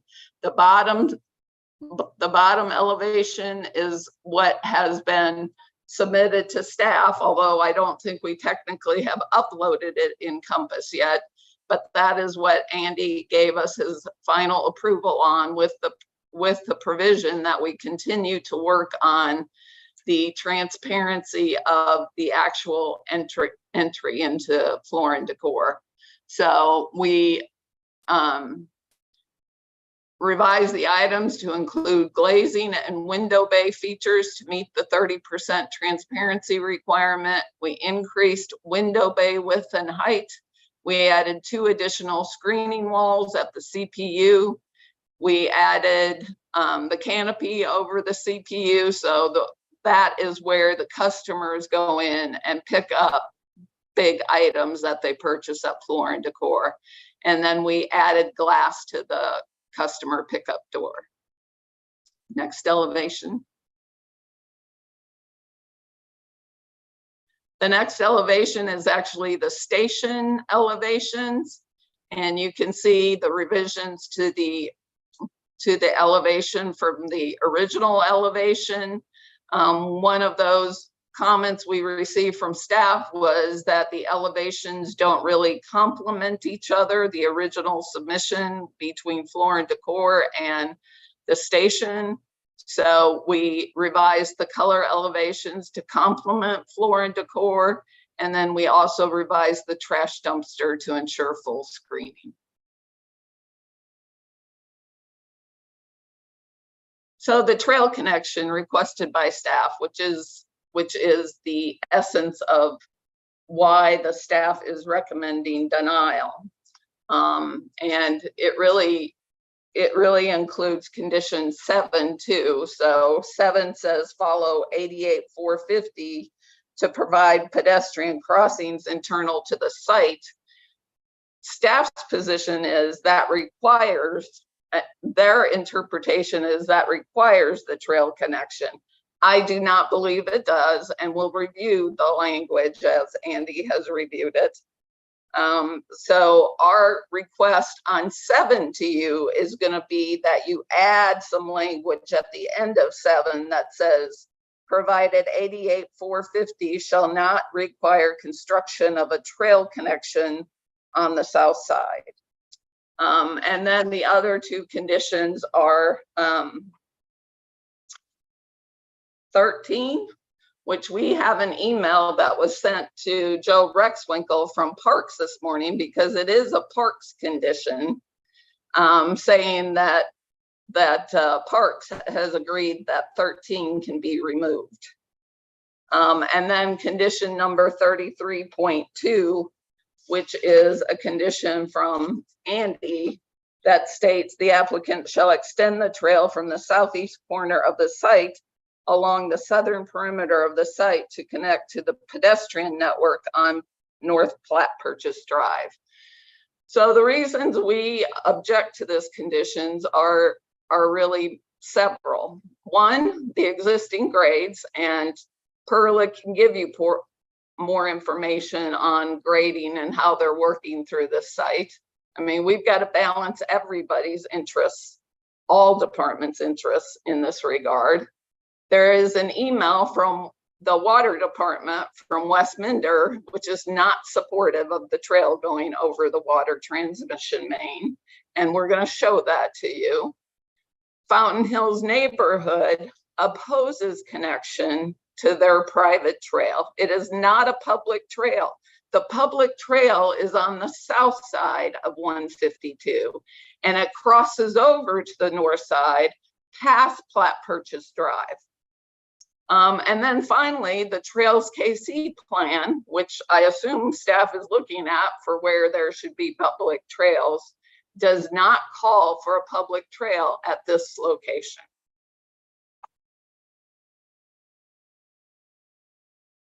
So there's the Trails KC plan. It was adopted by ordinance 081052. And I have tried to enlarge where this trail connection, the trails up north are being recommended. the trails there are on the south side of 152.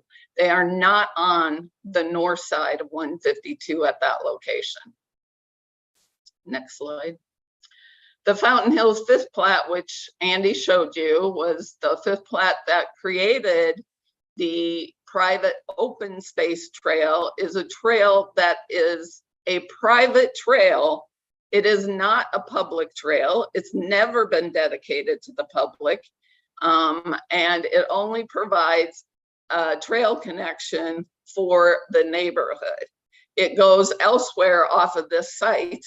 And we can go into that more with you later. The next slide is the Fountain Hills neighborhood letter. And they have sent a letter opposing the connection of the trail. And it's been signed by all of the board members of the neighborhood association. If you recall, when this case was heard in 2020, Fountain Hills was very, very concerned about the impact of Project 8 on their neighborhood. You had a couple of women who had houses right adjacent to there testifying that they were concerned of the noise and the traffic, and the people might try to go through their houses. So to now suggest that the trail can go north in the backyards of those houses is pretty astounding to me, given the discussion that was occurring back in 2020. So one of the reasons in 2020, what we agreed to do with the neighborhood was to construct a berm. And then we put landscaping on top of that berm to deter pedestrian traffic going into their neighborhood. It was critically important that that not be allowed. Yeah, and we also put a fence there. There are several ways for the Fountain Hills neighborhood, if they want to access Project 8, to come in through the sidewalks along Fountain Hills Drive. We've got great sidewalk conditions. So next slide. And then this is the email we received from Westminder on Friday. It was sent to both Bailey Waters and Andrew Clark and copied Lucas Casper and Travis Kiefer. And he talked about the fact that they've got a 30-inch water main down that area. When they built the trails to the south, they stayed at grade to make sure they didn't fill over too much or cut too much. And this transmission line is probably 25 years old. He ended it by stating, "I'd be concerned placing or taking away fill over that line to make the connection without more discussion, but don't think that this condition should hold up the plan." Finally, and Andy's already explained it, he is recommending denial solely because of our disagreement on the trail condition. And then I'm going to go over some revised conditions, but Gary Hayes can comment. I think you all need to understand the whole interrelationship between Project 7, Project 8, the soccer fields. One of the things that MD management agreed to do during the time that the soccer fields were being constructed and in discussions with the council is they agreed that 50% of the revenue from Project 8 and Projects 5, 7, and 8 would go towards the maintenance of the soccer fields.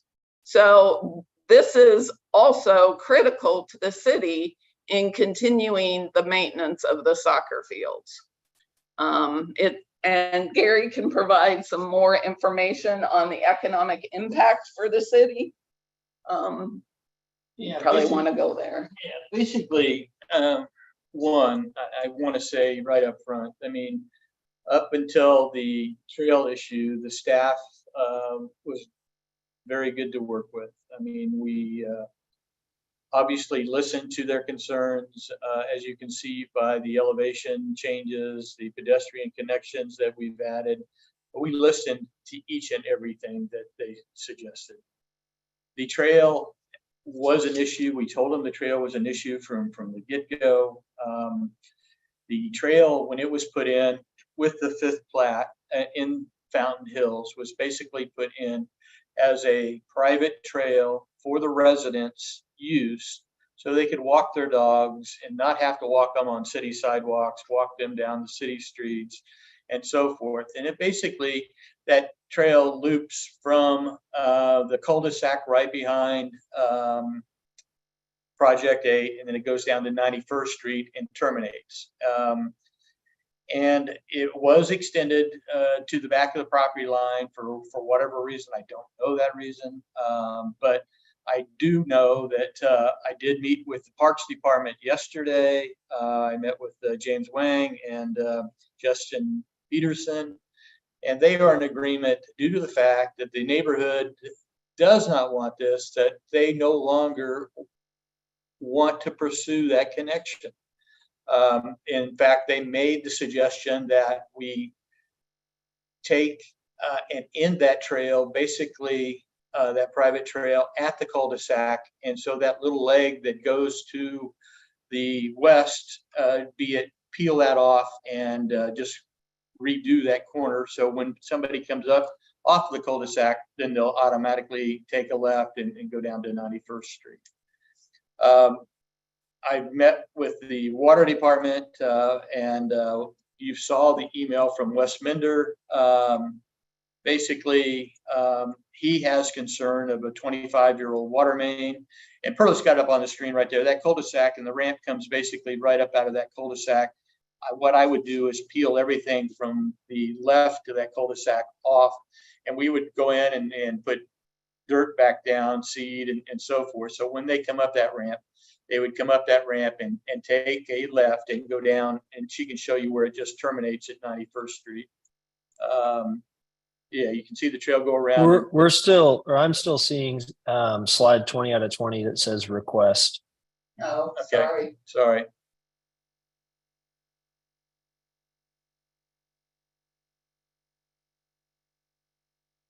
Can How you about see now? it now? How about now, Tyler? Got it. All right, let's go back to the cul-de-sac. Here's the cul-de-sac where the trail actually comes up the hill, and then the trail goes to the east down to 91st Street.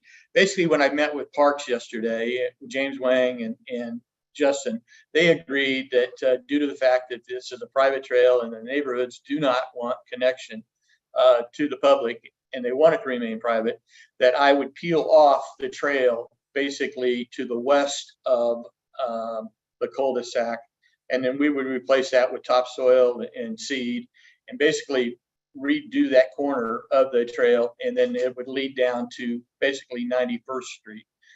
And as I mentioned, that trail was for these residents so they could walk their dogs and so forth and not have to walk them in front of homes and the roads, the sidewalks, and so forth. They would give them some privacy back there to walk their dogs. And you can see there at 91st Street where it terminates. The other thing was I did meet with the water department and Wes Minder, and he does have concerns of that continuing that grade and changing that grade above that water main, being it's 25 years of age. Yeah, and you can see on the south side that's the trail system that's put in behind Costco, and we brought it basically across the bridge, and then it connects to the west side of Platte Purchase, and then it leads over to Line Creek Parkway, and then actually even goes further up Platte Purchase Drive. And then in Wes's email, he referenced how much MD had cooperated to give the city the easements that were necessary to construct the trail on the south side. Yeah, if you go back to the left, you can see there along Line Creek Parkway, basically all of that land of basically where you see the development occurring, all that land all the way up we donated that ground to the Kansas City Trail System. And then we got a triangular piece where you see the cursor. We've given that to Parks Department for a dog park. And we went to great length when we constructed Twin Creeks Village. I insisted that we put a pedestrian culvert under Tiffany Springs Parkway that connect the schools to the sports complex. And because we're very conscious of pedestrian traffic. At the same time, we are the developer of Project 8, but we're also the developer of Fountain Hills. And so we have to listen to what those neighbors want. And the neighbors clearly have voiced their opinion and said they do not want that connectivity. They do have connectivity along Fountain Hills Drive. We've got a very nice sidewalk system there. And then we'll have sidewalk connections from Fountain Hills into the project that they can enter into the project at that point. We're even going to an extent of redoing the pool parking lot to make it more pedestrian friendly, moving that parking lot closer to the residential homes that you see there, and the drive entrance to help protect those patrons as they come into the pool area. So to say that we're not trying, we are. We've tried every which way to make this work. And we met every concern that the city had, with the exception of one, and we're being denied, or it's being suggested that we be denied because of that. Thank you for providing such a comprehensive overview of the project. I do want to give Andy a chance to, or Andrew a chance to respond to some of the amendments that you talked about. And then I'll have the commissioners, if they have any questions, be able to ask questions at that time. Yeah, thank you, Vice Chair. Wait, Commissioner Hill, we aren't quite done. Oh, I'm sorry. I thought that you were complete. What are you, what's remaining in your So presentation? we have pulled up in front of you the pedestrian standards that Andy is referencing. And if you go to 88-450-03, it talks about public sidewalks, which certainly we're constructing. Then it also 88-450-03-B says on-site pedestrian circulation. And it says where practical or as otherwise approved in conjunction with a development plan or site plan, an on-site pedestrian circulation system must be provided in accordance with the following requirements. And the as we've stated, we've worked with Bailey Waters very closely in regards to that. She's not the one requesting this. And it talks about connection to neighboring areas. The on-site pedestrian circulation system must provide at least one connection to all adjacent properties. We do that through the circulation system. It is not a requirement that it connect to somebody's private path. So we've got a number of conditions that need to be revised. I don't know if Andy's going to present his revisions to you first, and then we can talk from there. Does that conclude your presentation? Yeah, yes, until we can go over conditions. Okay, so before we get, first I want to give Andrew a chance to add commentary to the points that you highlighted. I also want to provide staff an opportunity to commissioners an opportunity to weigh in on that. I want to be careful that we are not looking at revised conditions that Andy does not have, that wasn't presented in our packet for us to review. It might be an opportunity for you all to discuss if a continuance is a better recommendation, so that Andy can receive those final recommendations and you all have chance. I do not want to take time here during this commission meeting to iron out revised conditions. So if there is an opportunity, if you all think that there's an opportunity to come to an agreement on the connection of the path, the trail, I'm happy to have that conversation. But before we go into revised conditions, I want to table those for right now. So Andy, if you would like to give comments. Yeah, thank you, Vice Chair Hill. I completely agree with you. I do not feel comfortable representing city planning and development and making sure that our code is properly enforced with adjusting conditions at the last minute. Again, the applicant is well versed in how development processes work. No revised plans have been submitted on Compass KC. It has just been numerous emails with, I've had a conversation with this person, I've had a conversation with this person, and that's not how we do business. That leads to confusion, and that's what's happening today. So I just wanted to get that out. So I would recommend a continuance if the applicant will work with us on the trail and we can go through all of these conditions. I'm also want to remind you that MD Management is the master developer for this entire area. It's what Commissioner Allender said earlier, less than ideal in planning on the previous case.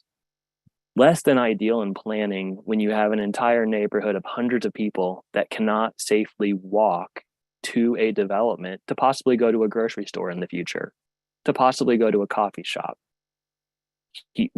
With this proposal of not complying with 88-450, of connecting to the existing trail, private or not, you are hurting your own development. That's why it's less than ideal in planning and does not comply with the code. Ms. Jensen also brought up that the 2020 plan does not show a direct connection to the trail. I hope you saw how large that plan was. And that is why we have the MPD final plan, is to get the fine grain information. And then lastly, I just want to bring up, the applicant did not give us anything that's above and beyond. They started off by barely giving us any pedestrian connectivity whatsoever. Staff only asked for them to follow the law. And then when it comes to the design guidelines, these were design guidelines that the applicant put together that they were not complying with, and staff worked with them to make sure they comply, again, with the law. There was nothing that was given to staff in a form of charity of going above and beyond. I'm simply enforcing that you use existing past or sidewalks to neighboring properties. Ms. Jensen said they are making one, but one's not enough when you can see the topography can allow for a 5-foot wide trail. We're not asking for a 20-foot wide trail. The site has not been graded, and what the applicant will do, the applicant has not been issued a permit to disturb this site. Once they are issued that permit, they will make the site non-feasible to allow for pedestrian connectivity in the future. When you see more projects come through, we'll be told the topography does not allow for it, or the water lines don't allow for it. This is our only chance to get it right. And that, I believe, is everything I need to respond to. And the last thing is a private trail, but they are public streets in the neighborhood. So where's the balance? Thank you. Thank you. I would ask Ms. Jensen, do you think you can come to an agreement to have a recommendation of a continuance to 8-1 without fee, so that the revised conditions can be discussed between you and city planning, as well as see if there's any alignment on the trail? Commissioner Hill, I believe that if this commission gives some direction on the trail, we don't agree, and I don't think we'll ever agree to connect that trail at that southeast area. I believe that we can sit down with Andy. Andy's already provided us a list of revised conditions, so I'm not sure why he can't go through that now. We have very few disagreements on these revised conditions except for that trail. Do you want to add anything? Yeah, well, right now, Ms. Jensen, on this docket, the staff is recommending denial. And I think that there's an opportunity to not have us vote on a denial, rather a continuance for you all. We don't have a request to make a motion or amend the trail. Now, certainly, I can ask legal if that's something that we can, what's in our purview. But I think at this time, my recommendation, the best solution is that, do you all agree on a continuance? We'll agree to August 1st, but I'm not sure that we won't be in the same position on August 1st, except for the conditions that Andy has gone through. If staff continues to insist on this trail connection, we might find ourselves back here before you asking you to approve over staff's objection. Right, but that's fair. At least the revised conditions will be shared with us. Andy will have them and you all will have time to talk. And Vice Chair Hill, I do agree with Patricia Jensen on the point she just made. Staff will stand firm on the trail connection. So if a continuance might essentially be a waste of everyone's time, right, I would recommend a decision today and your position is still a decision of denial for not complying with 88-450, in which the city council can only grant deviations. All right, well, at this time, I want to open it up to other commissioners to ask questions. We'll go through public comments and then we'll find ourselves here for the commission to discuss what the recommendation will be. Sarah, I have a couple questions for you if you're available. One is we've been describing, and it might not be that pertinent to you know, how I feel about this case or how others feel about the case, but just to be clear, we've been using the words private and public for the trail. Could you kind of explain how we should be thinking about that trail and what aspects of it make it private and what aspects of it make it public, and how that may or may not influence this at all? I can try to answer that. Were you directing that to staff, Commissioner Enders? To Sarah, if she's able to. Okay, sorry. Go ahead. It sounds like this is private property based on what I've heard, and that it's not right of way that's been dedicated to the city. Is that correct? That's correct. Yes. Yeah. I would ask Andy to point me to the language that he's relying on that is the basis for his advice that this is required. This connection is required. In the controlling ordinance and the condition 49, as I showed in my presentation, it says they were given a few deviations to the Boulevard and Parkway standards on Line Creek Parkway to start projects. But outside of those deviations, they were given to provide a greater public benefit than normally expected if developed in conformance with the code. Then when you go, it refers to section 88-280-05. 280-05 says that they shall comply with everything in the zoning and development code. Yeah, I understand all that. What I'm asking you is about 88-450 specifically. 450-03-B-2. They have to connect to existing paths or sidewalks. You can have a private sidewalk. You can have a public or private path. It does not explicitly say private path, public path. 450-03-B-2, connection to neighboring areas. And Sarah, to add context to my question about how I should think about public versus private, I'm sure I've been on walks or runs before where I might have been on public and dipped into a private path without knowing it and maybe back out. And I'm just wondering how they're defined, how we think about it, and whether, because I'm trying to understand if I mean, I'm a fan of connectivity always. I think it's a great idea. And so I think that I don't think the neighborhood needs to be concerned that people are going to come into their dead end of a trail. I think it'd be more of a benefit to the neighborhood to go out into the greater trail system. But I'm just curious about how we should consider, if this is a development that has a private trail, how that gets factored into it, into the greater trail system.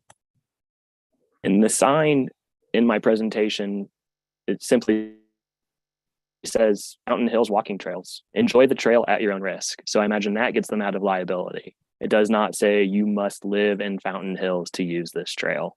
Private trail, no trespassing, no purple paint. So the language that Andy is referring to is preceded by an introductory clause that says where practical or otherwise approved in conjunction with the development plan. So you know, I would say that there's discretion there to determine whether you think it is practical. There's also a reference to in the provision itself to connections that would create a safety hazard. So if there's, you know, any concerns about that, the connection is also not required. And then one more question, Sarah, for you. When there's a plan that complies with the preliminary development plan, and there's been an ordinance introduced in between the preliminary development plan and the MPD, how does the new ordinance get feathered into the final plan? Well, I'm a little unsure about the discussion on that, because when I look at the staff report, I see noted as the controlling ordinance, which is what we would consider the preliminary plan ordinance. I see that as 200596. That is correct. The reason why I showed the plan, Commissioner Enders, from 2003 is to show you that over 20 years ago, it was acceptable to have a trail connect. And you would think with our progressive policies we passed focusing on pedestrian safety and the environmental benefits of trails, that why would we be regressive in 2023? And also to add to Sarah's point on the connection, the stub ends on project area's property. So it was always meant to be connected from a common sense perspective. Okay. The last question I have for staff, and then Chair Hill, I certainly have my thoughts and opinions that I'm happy to share once we move past public comments and are ready to discuss the project. But the last question I have for staff would be, if Wes Minder or representative from the Water Department is here, just so that they can clarify. I didn't read the comment in the email as strongly as the applicant did. And so I'm just curious if someone from the Water Department can clarify that statement. We have Travis and Luke on the call. Yeah, Travis Kiefer, KC Water. I think the clarification would be the concern of grading or filling over the line. And that's the same concern that we would have with any lines within the city. So within the grading plans that are submitted for the project, they would have to show how much fill or cut was going to occur over that main, just like they would any other existing infrastructure out there. Understood. And so it's something to be addressed, but it's not something that cannot be done in essence. Correct. Got it. Thanks.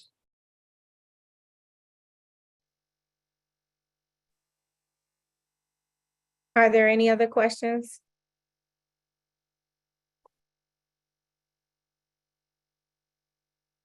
Bruce, I think you're muted. I am. I would just make the comment also, I think there is Vision Zero, and also if we just went through Spirit KC, and I think it was overwhelming the feedback we got on that long-term planning and on community connectivity. And so I think that even though it may not be in an ordinance or whatever, I think we know certainly where the community wants to go, and if we don't take that into account, then I think that's pretty foolish. And I think there's a lot of development up in the north. So if anybody makes the argument that people in the north don't walk as much, I don't know. I've heard that before, but I think we've got to take that also feedback for the long-term planning into account too, as we're going forward. Chairwoman Hill and commissioners, we've heard your comments. We'll continue talking to the staff. Andy has prepared quite an extensive list of revisions that I don't think you've seen. We have some additional revisions beyond that. So rather than taking up a lot of additional time to discuss those, we would ask you to continue this to August 1st. Okay. Thank you for that. I do want to transition. I believe because we've opened the case, we need to provide an opportunity for public comment. So at this time, if there is anyone online that would like to give testimony as it relates to this docket item, please raise your hand so that Joe can promote you. Madam Chair, no one's raising their hand. Okay, no one's raising their hand. We will close public testimony. We'll go back to the commissioners. It has been requested by the applicant, I think in agreement with staff, that there's a recommendation to continue this docket item to August 1st without fee. Is that cool, Joe? Without fee? Yeah, I'm good. Yep. Would somebody like to make that? Or do Well, you have a? Chair Hill, yeah, I wanted to add some other comments. So I, as I said, am in general a fan of the connectivity. I don't think it'll be a detriment to the neighborhood. And I don't see an issue with the grading with water or with the grading because as was outlined, since there's a lot of site work that's going to be done and since the trail would be adjacent to other paved areas, I think it would hopefully not be too much of a cost burden. Looking at the site plan and the houses, I think the question is, it would be nice for someone to connect to the trail system and hearing what the applicant has said, I'm trying to picture the people who would be most benefited and served by this and how many people would benefit from that trail system or the extension of that trail instead of using the sidewalks. And so I just wanted to note that, I don't necessarily deem it as something that is completely necessary. I'd rather see it, and I'm appreciative of the applicant expressing that they're willing to go back and discuss it. But I didn't want to make the decision based upon some of the, I guess, arguments that were made as for why it couldn't be done. But I do think there's still a case to be made as to why existing trails are fine. But that said, if the other commissioners are excited to see this go back, I'd again much rather see a trail there, and so we can go ahead and I can make the motion unless anyone says otherwise. You can make the motion. Okay. Chair Hill, I move to continue docket item number 1 without fee to August 1st. Second. It's been moved in second. Jill, will you call the roll? Allender, Aye. Enders, Aye. Hill, Aye. Rojas, Aye. All right, it has been unanimously approved to continue docket item 1 to August 1st without fee. Thank you so much. If it's okay with the commissioners, I think we should take a 15-minute break. Everybody good with that? And that gives Ashley, I think, a chance to come back on. Thank you. So We'll see you on August 1st. Thank you, Patricia. So I have 12:46. Can we just come back at, what's that, 1 o'clock? 1:01? Does that sound good to you, Kobe? Okay. Kobe's back. Kobe's back already. He's keen. Oh, thanks. Come back. Yep, we'll see you guys at 1 o'clock. Okay.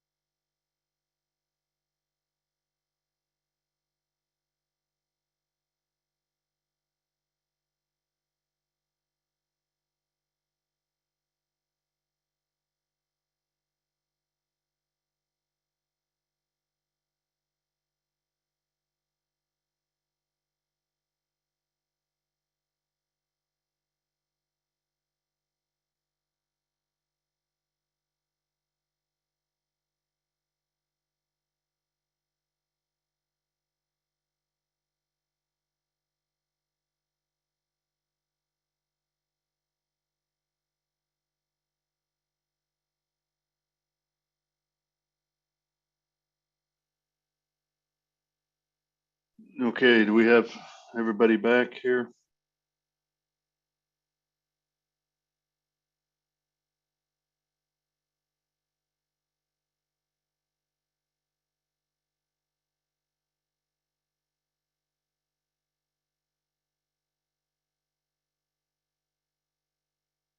All right, waiting on Commissioner Rojas to get back. Looks like. Yep, looks like.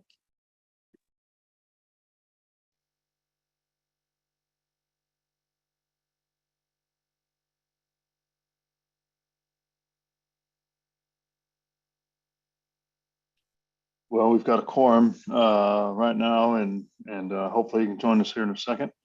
So Joe, if you don't mind, let's restart our meeting, beginning with docket item number 4. Okay. Docket item 4 is case number SUP 2023-00025. A request to approve an amendment to a previously approved special use permit for a greenhouse to be constructed in District R80 on about 10 acres at 9301 East 147th Street. Jared Clemens is the staff planner. Thank you, Joe. 1 second here while I share my screen. Just to confirm, can everybody hear me? Yep, we can see your screen too. Fantastic. All right. So of course, we have docket item number 4, case number CDSUP 2023 number 25, located at 9301 East 147th Street. Zoning district is R80, and the applicant is seeking approval of a major amendment to an existing special use permit to allow for a 3,400 square foot greenhouse to be built on the subject site. Hey, Jared, can you shake your cord a little bit? You're kind of staticky. Maybe it's my, is There that you go. better there? Oh, that's Fantastic. a lot better. Awesome. It was my desk fan blowing right at my microphone. So this is the location of the subject site. It's in South Kansas City within the Longview area plan. More specifically, the property is south of 150 Highway, located on East 147th Street, just east of Raytown Road. So the key points of this special use permit: the site is home to an agricultural education nonprofit. The proposed greenhouse is intended to supplement the production of the farm throughout the year, including the education portion of the farm, I believe. Program members arrive via bus on a daily basis, and a number of variances exist on the subject site, including allowing for the gravel parking lot that they currently use. Let's see. So this is the site plan for the project with the proposed greenhouse outlined in green. There are some structures to the north of the dashed lines at the top. Those are primarily used as a residence for the owner of the nonprofit. So this is the main site area for the special use permit itself. Staff did review this special use permit in accordance with the special use permit analysis criteria and finds it to be in compliance with them. I did include a condition that the applicant team update the special use permit plans with a full site data table prior to issuance of building permit to ensure that all future projects can be reviewed against the case's approved site plan, just so that in the future it's much easier for staff and the applicant to be aware of when they'll need to amend their special use permit for any further projects. The applicant has agreed to that condition, and staff recommends approval subject to conditions. With that, I conclude my presentation. Happy to answer any questions you might have. I believe the applicant team is here. I think their usernames are Boys Grow and McHenry Schaefer Architecture.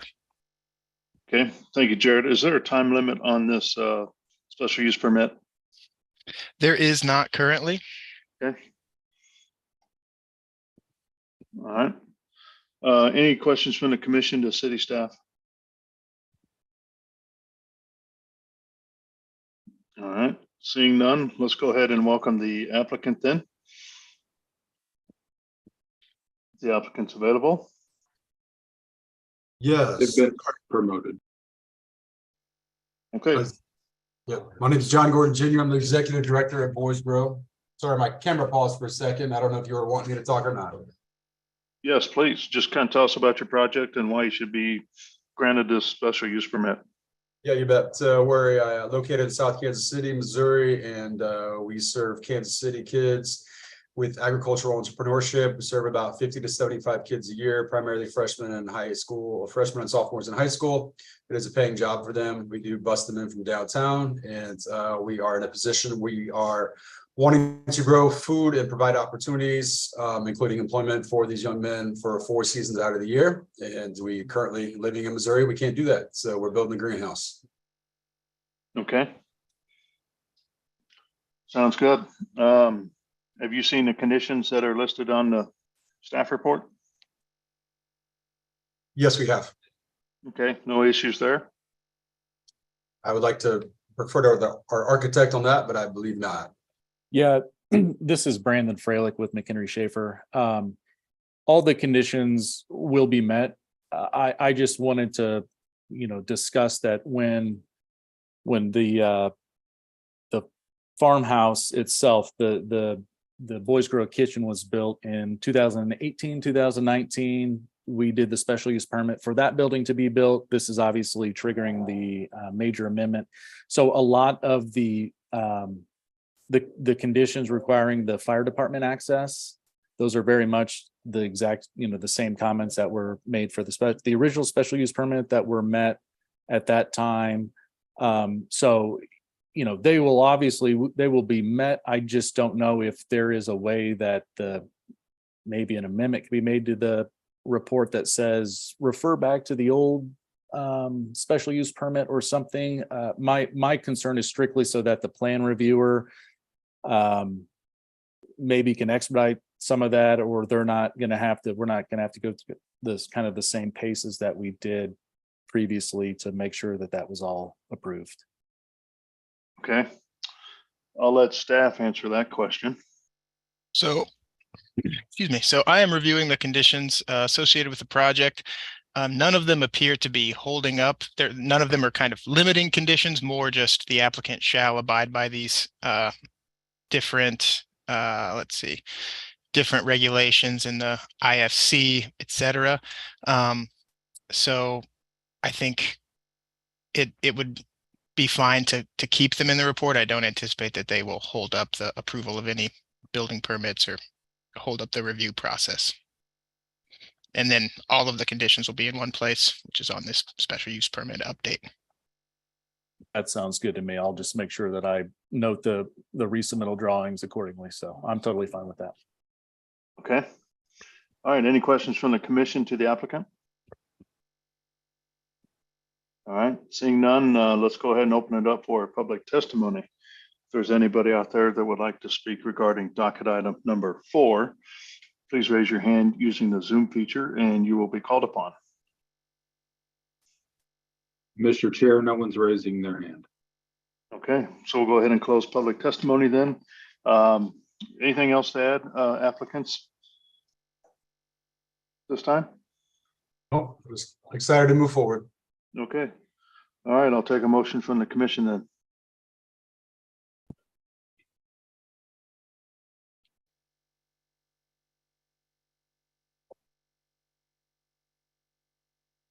Chair Crowell, I move to approve docket item number 4 with conditions.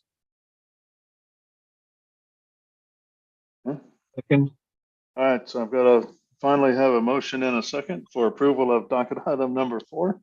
Can we have a roll call on the motion, please? Giovanni, sorry. Allender, Aye. Crowell, Aye. Enders, Aye. Hill, Aye. Rojas, Aye. Sadowski. Aye. Okay, it looks like the motion passes 5-0. Thanks for bringing it in and good luck as you move forward. Thank you. All right. Thank you, Jared, for your help. All right, with that, let's move on to docket item number 5, please. Item number 5 is case SUP 2023-00013.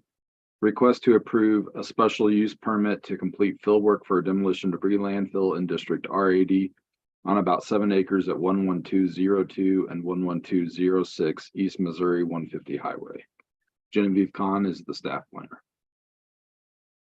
Good afternoon, Commissioner.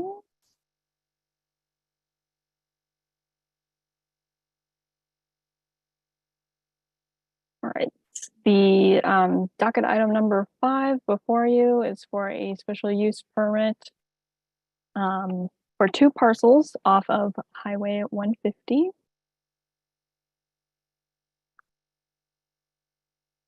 And this is to allow the completion of a demolition debris landfill site. Again, the site is generally located in the southern part of the city. This is the site highlighted in yellow. It contains 2 parcels. And again, I just want to reiterate that this is a demolition debris landfill. It only allows specific materials from construction waste. This is not a solid waste or sanitary landfill that our everyday trash is going to. And as you may recall, the council recently passed a moratorium on the establishment of any new landfill, including this type, unless the application was filed prior to April 1st of this year. And this application was filed prior to April 1st, and that's why you're seeing it today. Just want to go over some history on the site. Back in 2017, there was a violation that the property owner received as there was fill being put on the site illegally. That violation was issued and the property owner removed all of the illegal fill and it was restored to its previous condition. Therefore, it was not in violation anymore. Again, in November of 2022, this past year, the site received a notice of violation for fill materials being dumped at the site without having a special use permit. And now the applicant for this case is seeking the special use permit to continue their fill operation legally under all the zoning codes and international building codes until it reaches the anticipated completion grade, which is expected to take about 3 to 5 years. Staff reviewed the grading plan submitted, which shows the original grade and the proposed grade at the time of completion. After the approval of this SUP before you, they will be seeking their grading permits to continue their operation legally. Additionally, there is a regulated stream that crosses the northern portion of the site, which Water Services staff reviewed, and a final stream buffer plan will be required at a later date. And then I just have a few street view images. This is from Google, so it's from May 2021. This is in between the 2 violation times. So as you can see, there's an existing curb cut here, but it does not appear that this site is really being used in any way at this point in time in 2021. This is our aerial view from the parcel viewer from 2022. So now you can see when this grading and filling activity started taking place. And then these are some photos from the investigators and our development compliance staff when that notice of violation was issued in November 2022. You can clearly see there are trucks dumping at the site. I just want to point out to the commission condition number 9, that the site shall be excavated to ensure all requirements of the International Building Code for 2018 and some specific sections be carried out, essentially stating that the applicant is agreeing to start over on the operation because they operated without any sort of city monitoring or grading, knowing what was put on the site, how it's been compacted, is it stable? And by doing this, by essentially starting over, re-excavating, and doing everything by the book, they will avoid having to identify this property as undevelopable for any future use. So with that, staff recommends approval subject to the conditions in my report, and I can take any questions. Okay, thank you. Any questions from the commission to city staff? Yeah, I've just got a question. I suppose I've been working across the country a little bit on landfill and so forth. Is there, and I don't know whether we're at that stage yet, but is there any consideration, I don't know, are they testing for PFAS going in on that, any of that fill? Because I'm concerned about if it's near the stream, do we get contamination of the stream with PFAS and so forth? So I don't know whether the city's got any ordinance or anything with regards to that out, but I just want to ask the question of how we're monitoring PFAS into these landfills.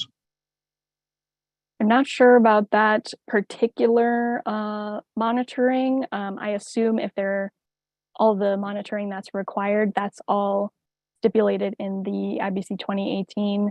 And I know the applicant has their engineer online. I'm not sure if they can answer that question.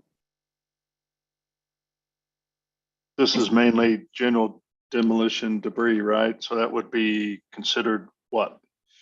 Concrete, dirt, rock. So you're thinking PFAS is included in that? It's everywhere. Yeah.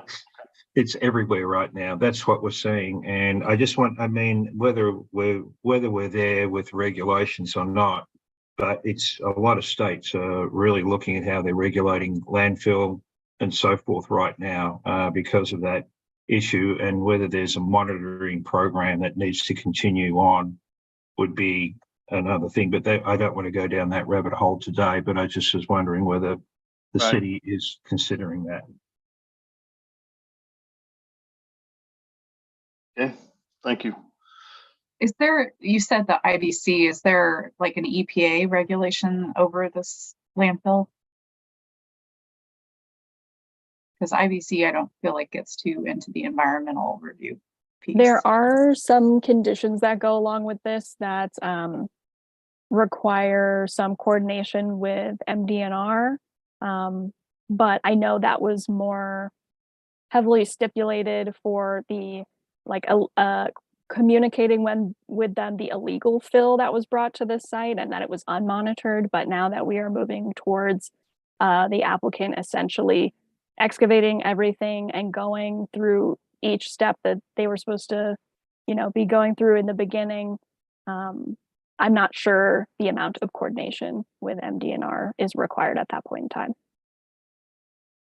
If I can, to try to maybe help answer some of these questions. I don't think, we have Luke and Travis from water, but I don't think this is something that they're checking on, but please jump in and let us know if there's a group in water that does check on this. If there isn't an internal group in the city that does this, I do want to draw your attention, commissioners, to condition 1, which requires the engineer to provide a statement that is sealed each year saying that the conditions of approval are being complied with. I think, Commissioner Allender, you could add a condition to this special use permit, and that would be something that an engineer would have to attest to in their letter that they send to staff. And that would be if for some reason we don't get the letter or all the conditions aren't addressed in that letter, then we would have to move to revoke the special use permit and would come back before you to do that. Yeah, I think I'd certainly like to see some testing of what material, just to make sure that we're not getting any PFAS contamination into that landfill. I'm concerned with the environmental impact that I've seen across the nation on other landfills right now. So, and that's getting into water. We haven't got biosolids here, but this is getting into water streams and the food chain. So just, if other commissioners are fine, I at least have a testing protocol that goes into it. And I don't know what that is, but something that should be considered, I think, on future landfills. I guess I'm wondering, is there a clear definition as to what demolition debris is and where that's stated? Because it may be concrete, it may be dirt, but like to Bruce's point, there's a whole host of other things that could be dumped there? What are the restrictions, the guardrails between what can be dumped there and what can't? There is a definition for the use, and I also believe there are use standards for demolition debris. And unless Genevieve has it up, I'm happy to share my screen to show you that definition, or we can read it to you. That would be great. Okay. And in addition to our own definition in the zoning code, the IBC has much more detailed standards for the types of materials that can be taken there, and also like concrete and things, the size that it has to be broken down to in order for proper compaction, so there's no shifting later on. Gotcha. So the definition in section 88-805-05G1 states that a demolition debris landfill is a facility or site used for the disposal of demolition waste, construction materials, used building materials, brush, wood waste, soil, rock, concrete, and inert solids soluble in water. Can you show your screen on that, Joe? Oh, sure. So that's a really broad definition. So that definitely would include PFAS contamination, because that would allow them to kind of take whatever materials get demolished and dumped. Yep.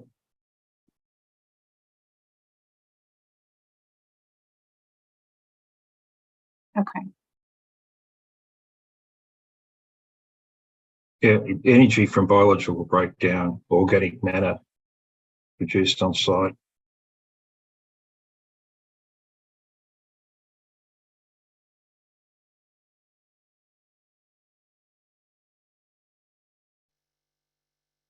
Okay. So we'll hold that thought for now, and if there's not any other questions from the commission, let's go ahead and welcome the applicant. Mr. Chairman and members of the commission, my name is Patricia Jensen, here today on behalf of Kevin Ash, who is a representative of the demolition debris landfill. Has Kevin been admitted, Joe? No, he just raised his hand. I'm going to do that now. Okay. And then also Jade. Has Jade Tipton been admitted? Yes. Okay. So as Genevieve has highlighted for you, we've met with Genevieve with regards to this demolition debris landfill. Kevin can give you some more background. He certainly did not believe he was violating the code at the time. He believed he had a grading permit and other permits that were permitting what he was doing out there. Turns out he didn't have the demolition debris permit, but we've met with staff as to how we can remedy that, and that's what you see contained in the conditions. And we are in agreement with the conditions that are in front of you today. I want to highlight that this is going to be closely monitored by the staff, plus one of the conditions only permits the continued use of the demolition debris landfill for 1 year unless we come back to you. I believe Jade Tipton is probably much more well-versed to speak to some of your questions, as well as Kevin. So Kevin, do you want to lead off and then you can go to Jade?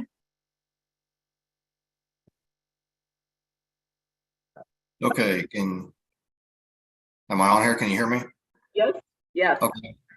Hi, my name's Kevin Ash, and representing our company, and to bring some background into this, I got involved a couple years ago in 2020.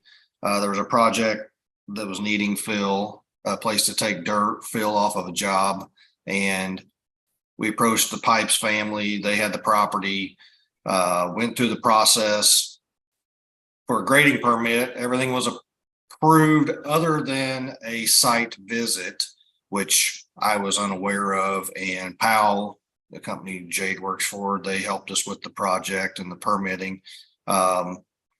So one of the emails I got was basically said we were good to go. I did not know of a site visit. So that's when we started taking fill in, which we mainly only deal with dirt, concrete, that sort of thing, clean fill. Do not take any brush, anything like that. We don't have any interest in that. I mean, we are in the process of purchasing the property from the Pipes family, and our goal is to raise it to where it can be developed later on. Right now, it just falls off down a hill and needs to have material brought in to make it usable. As far as runoff, we do have silt fence, we have mulch berms, everything around the property as required. And you know, James talked to me. As soon as he called me, we shut it down, and we want to go through the right process and do it correctly as the city will require. So that's really where we're at right now. As far as compaction testing, we would hire a company to do that for us and provide the reports to the city as Genevieve requested. So any other questions, just let me know. And the reference to James was to Jim Duddy, who was the city's inspector. Yes. Okay. Jade, do you want to provide some testimony as to the questions you heard the commission asked?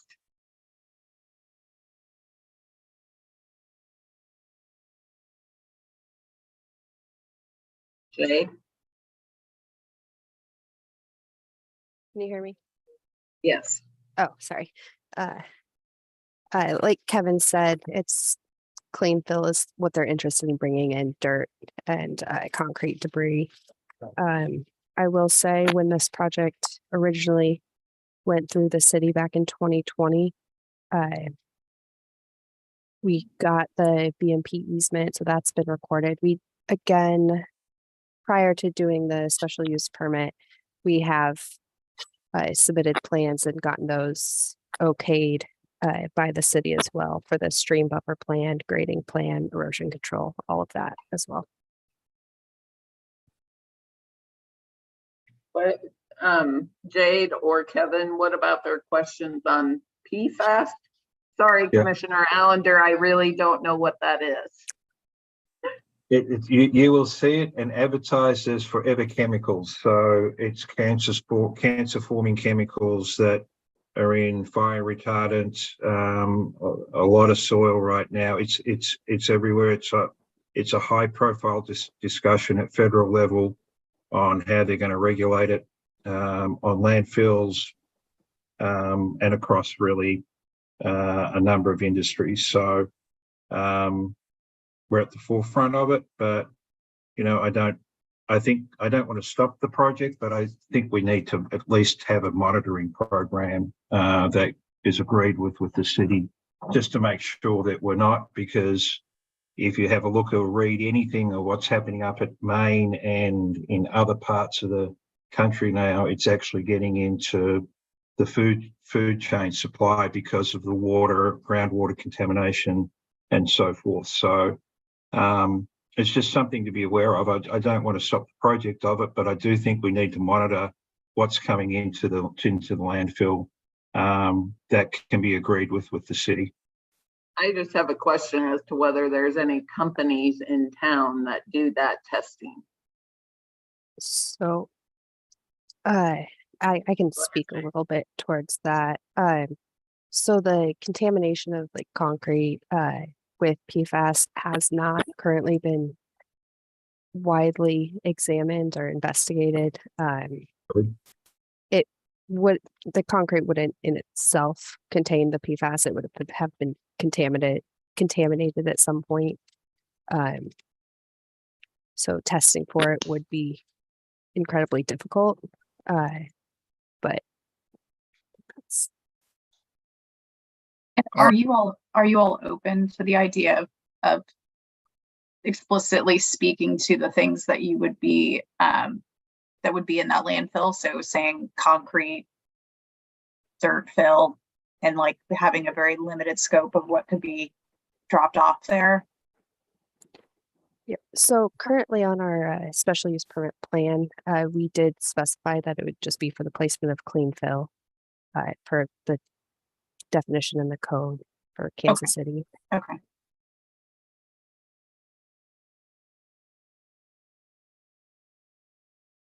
Okay. Any other questions for the applicant? Can I just comment one more thing? Absolutely. We're kind of in the construction business, dirt work, dump truck business, stuff like that. So most of our material is going to come from housing developments or things around just down in that area. So, we're not looking to take on, huge, big concrete, loads of concrete in all at once, things like that. So it would, our main focus would be dirt mainly, and then, rock that comes out of a foundation would be brought in as well, things like that. So I just want to preface that we're not going to take any wood or any sort of home debris, demolition material, stuff like that. So thank you. Okay. Any questions from the commission to the applicant? All right, seeing none, let's go ahead and open it up for public testimony. If there's anybody out there that would like to speak regarding docket item number 5, please raise your hand and you'll be called upon. Mr. Chair, no one's raising their hand. Okay, so we'll go ahead and close public testimony then. Anything else to add from the applicants? No, nothing else to add. I would just highlight that we agreed to the staff conditions. The staff conditions limits us to 1 year. Well, Commissioner Allender, we'd be happy to explore it. I'm not sure that testing exists to this point for us to be able to do that. This is only for a year. So if that testing develops more in the next year, we can certainly deal with that at that time. Well, let me correct you. Testing is available. People are testing for it now. EPA is all over it. But if it's only a year, maybe I'm okay because the regulations are still being written. But I don't want people to think that there isn't been testing and there isn't regime to test for PFAS in the industry. I don't want people to think that's what it is. But the regulations are still developing and the EPA is still developing what those limits are. But they're very, very low. I can tell you, we're in parts per trillion is where we are on some of the regulations we're looking right now across, and other cities are looking at how they have to comply at this point in time, and states. So I don't want to belabor it, but I want us to be aware of it on anything like a landfill. It's going to have some implications for the city. Maybe not on this case because it's only a year, but it's going to come to the city to consider at some point in time. We'll be happy to explore it in the next year at such time as we come forward with an extension.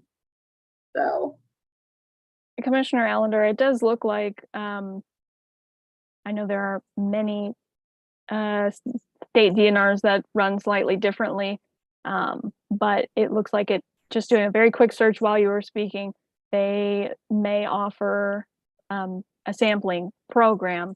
So it might be possible for you to add a condition if you so wish that something like the developer, basically adding on to condition number 1, that the developer shall hire a third party, somebody to conduct a sampling of the water, because also there is a regulated stream right on site. So whether on site or downstream, particularly monitoring for PFAS, and that report come back before you when this special use permit is renewed 1 year from approval.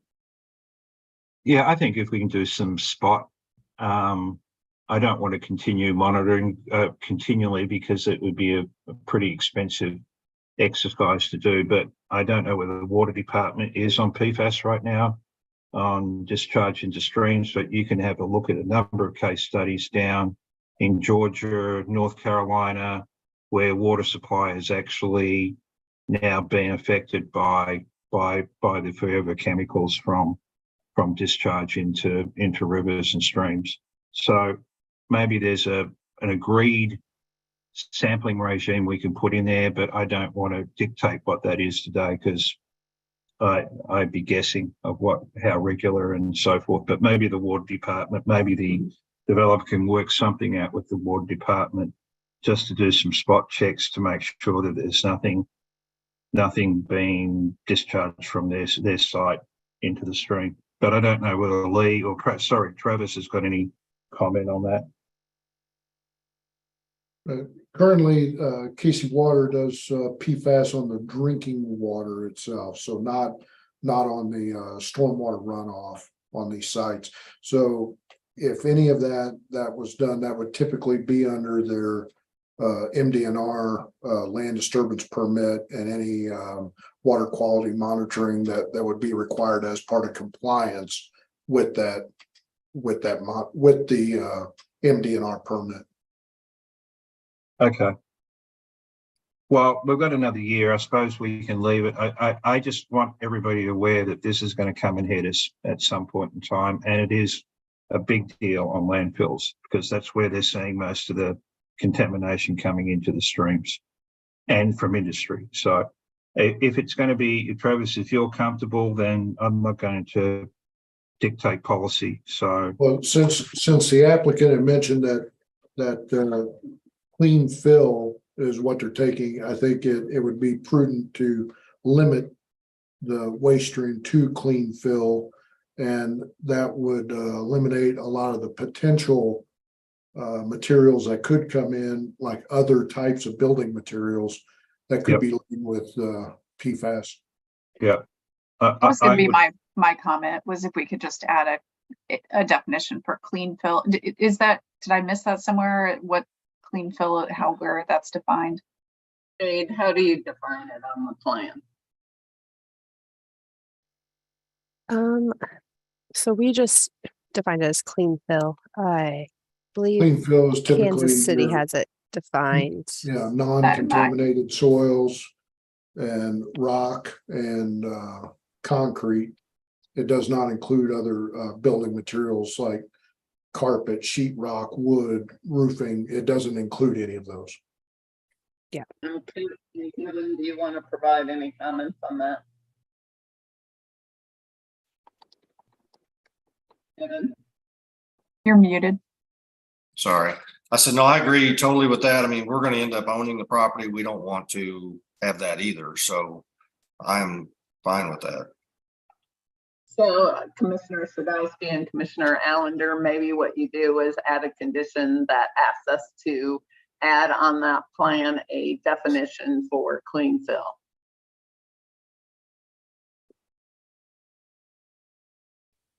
It's pretty well defined, isn't it, Travis? Is what you're saying? There's a definition in a different section of the Code of Ordinances. So it is out there somewhere. But if you're more comfortable adding a definition, I think Jim also might have a point to make about it. Yeah, I think it's defined in the code and in the MDNR requirements. Okay. Maybe we put a condition that says that they must meet that all demolition debris must meet the definition of clean fill according to the Missouri DNR. Does that sound right? And the city's code of ordinances. Yeah. Yeah. I can give you the definition of clean fill for the city. Sure. Yeah. Yep. Clean fill means uncontaminated soil, rock, sand, gravel, concrete, asphalt, asphaltic concrete, cinder blocks, brick, minimal amounts of wood and metal and inert solids as approved by the State Department of Natural Resources for fill, reclamation, or beneficial use. We do not allow rebar to be put in our landfills. We do not allow steel put in our landfills. And I'd like to make a clarification that this is a demolition debris landfill and not a sanitary landfill. There's a big difference between the two. Yep, understand that. I think that sounds good on my end. Kevin or Jay, do you have any comments on that? No, I'm okay with that. Okay. No So if comment. you just want to make a motion that we put that on our plan, we certainly will.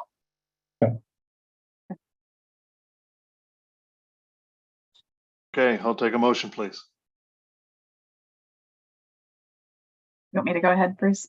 You can have a crack at it. Yep. Okay.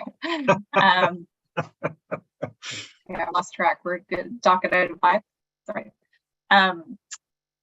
I move to approve docket item 5 with conditions, adding a condition number 23 that limits the demolition debris to the definition of clean fill as defined by the city and the Missouri Department of Natural Resources.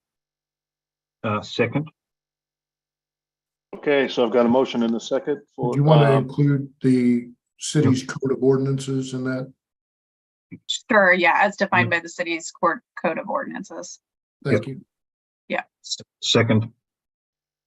Okay, so I've got a motion and a second for approval of docket item number 5 with the addition of the type of fill that can be placed in this landfill and defining what clean fill is based on the MoDNR and city ordinances.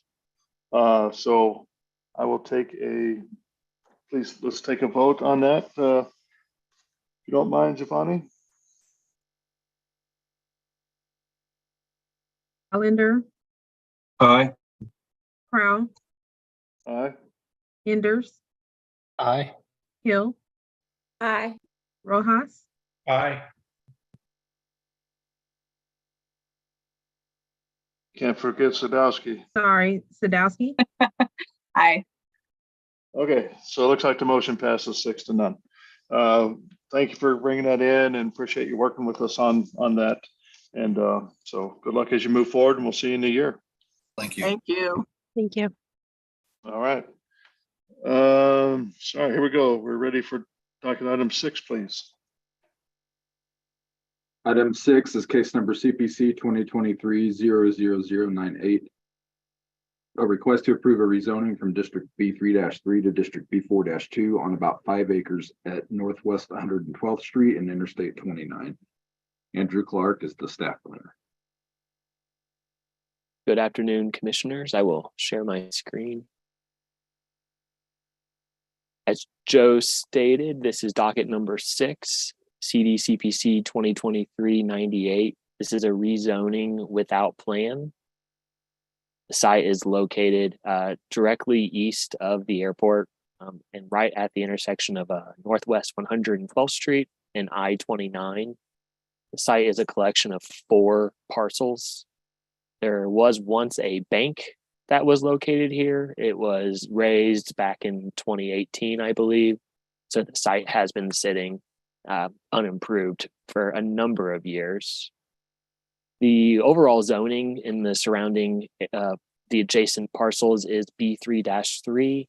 The applicant is seeking approval to rezone to B4-2 to allow for heavy equipment sales and a rental facility. It is with Masters Transportation. This is where the buses would be located as they shuttle groups from into the airport and throughout Kansas City. I am showing you the site plan. You will, I believe it is docketed for August 1st, a project plan for this site. Here is the general lots that are requesting to be rezoned to B4-2.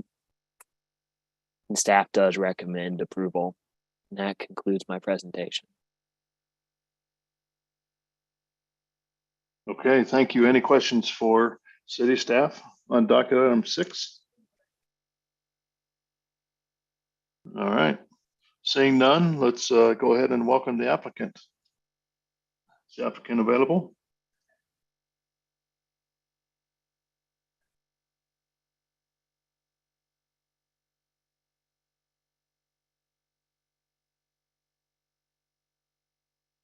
Yes. Yes, I apologize. I'm promoting them now.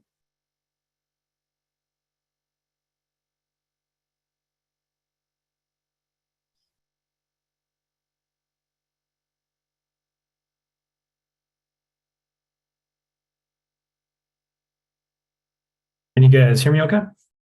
Yes. Yeah. Thanks. Dustin Burton with Renaissance Infrastructure Consulting, kind of representing the master's group. I don't really have a presentation. As staff said, we've got a project plan that'll be before you here in a couple of weeks. So this is just the rezoning.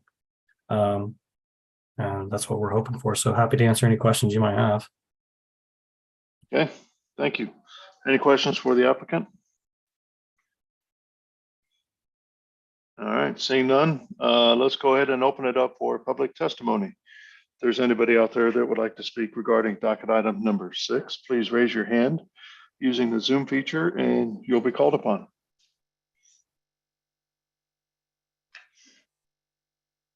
Mr. Chair, no one's raising their hand. Okay, we'll go ahead and close public testimony then. And anything else to add, applicant? You've seen the conditions. Are there conditions? I believe there's no conditions on this one. All right. So with that, Commission, I'll take a motion, please. Chair Crowell, I move to approve docket item 6 without conditions. Second. All right, so I've got a motion and a second for approval of docket item number 6. So Giovanni, can you please take roll call on that motion, please? Allender, Aye. Crowell, Aye. Enders, Aye. Hill, Aye. Rojas, Aye. Sadowski. Aye. Okay, looks like the motion passes. Appreciate you bringing it in, and we'll see you in a couple weeks, I guess. Thank The you. next phase. Yep. All right. Moving on, let's go to docket item number 8, please. Docket item 8 is case CPC 2023-00093, with request to approve a rezoning from District UR to District O office on about 2¼ acres at the southeast corner of East 103rd Street and Hickman Mills Drive. Genevieve Kahn is the staff planner.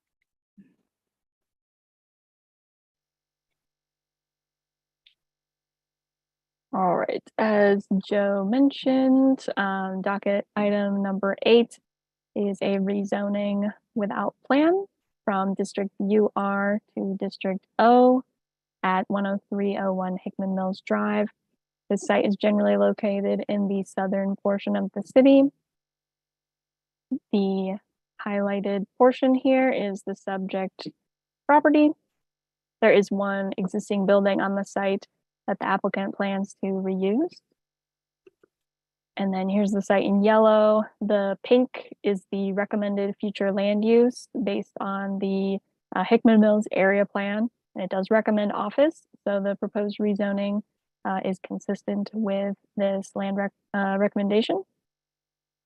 And then I just wanted to point out this is a snippet of the Hickman Mills corridor UR plan. I believe it was approved back in 2009, and I've highlighted the subject property that is labeled as existing building, which makes staff's job very difficult in determining the permitted uses. As you all know, the UR plan is what dictates what uses are allowed. And as it has been existing, we have to revert back to the use that it was approved for back when this plan was approved. And we determined that it was not an office use at that time. So staff has advised that for the future use of this property, that it will be much easier if it is removed from the UR plan, so future users do not run into this same issue every time. And then I just have a couple of street view images of the site. It's in very good shape. The Hickman Mills School District is planning to reuse the building as, I believe, job training and just more real world working experience for their students. And the applicant can speak more on that if you have questions. Staff's recommendation is approval without conditions, and I can take any questions. Okay, thank you. Any questions from the commission to city staff? we were missing a staff report for this one. We are. Yep. Oh.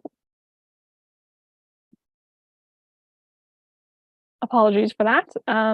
There really wasn't too much more than my presentation, as there was no plan review and there are no conditions, but it's essentially the reuse of the building, and it's just being removed from that UR plan as the UR zoning doesn't suit it very well anymore.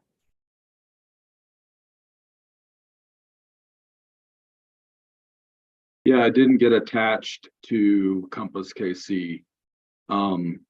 We can certainly email that out to you guys if you want to take a look at it.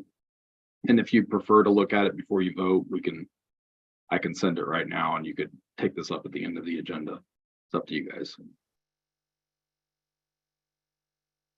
It seemed pretty straightforward, but I'll let other. Yeah.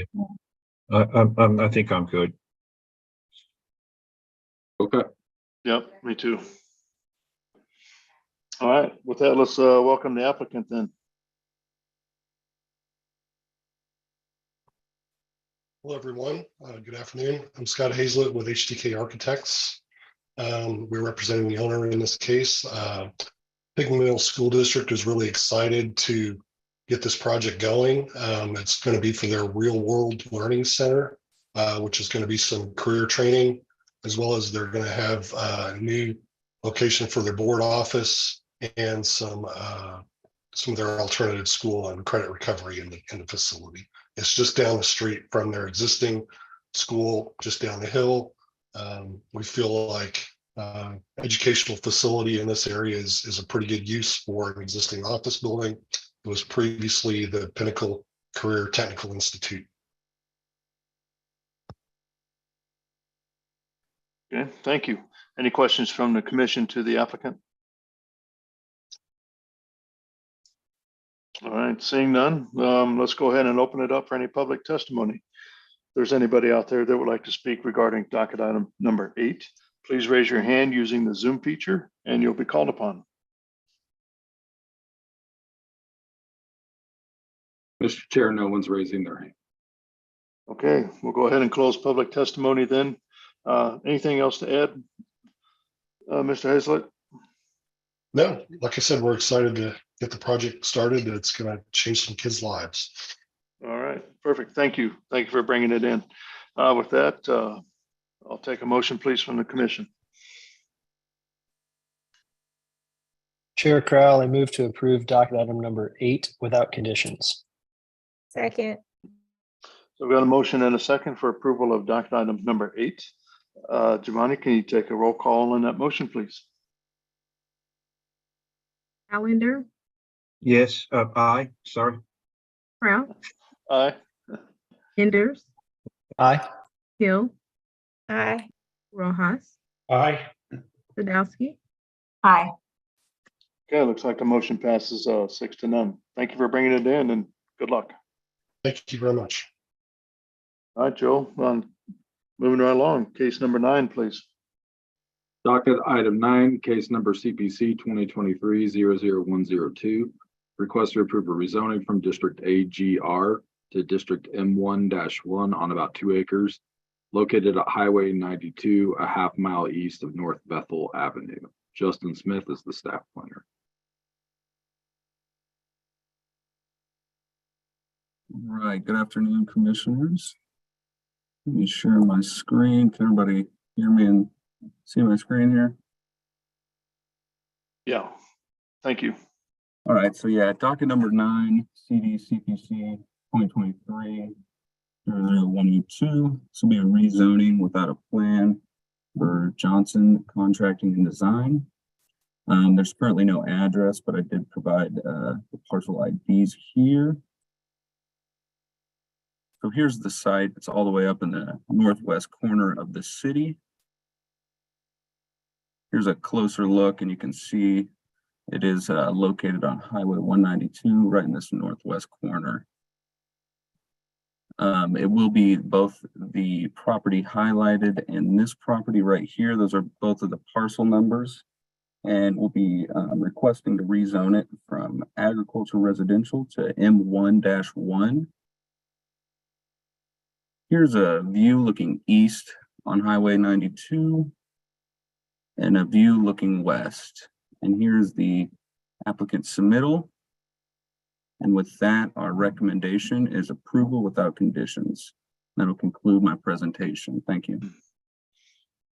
Okay, thank you. Any questions for city staff? Okay, seeing none, let's go ahead and welcome the applicant. Okay, I am promoting Aaron Johnson and Kathleen Mormon. All right, good afternoon.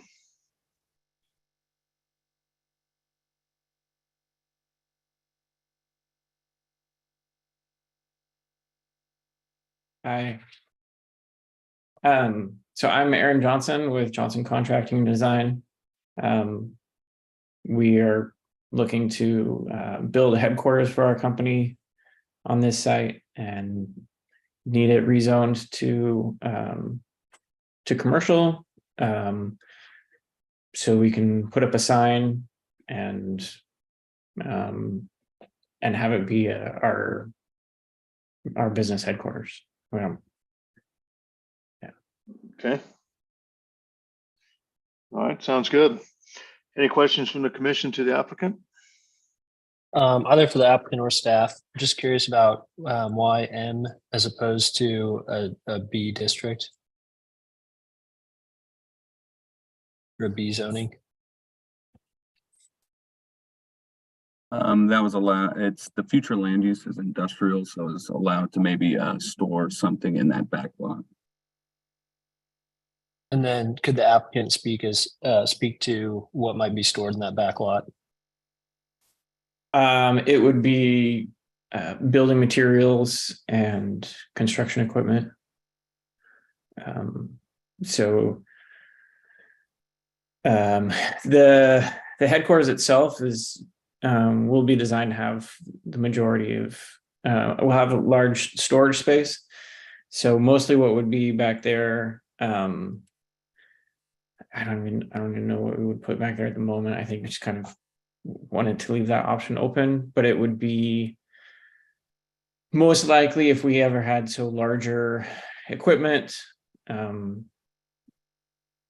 We are mostly residential, so the biggest I can see that being right now is like an extra pickup truck or some waste dumpsters.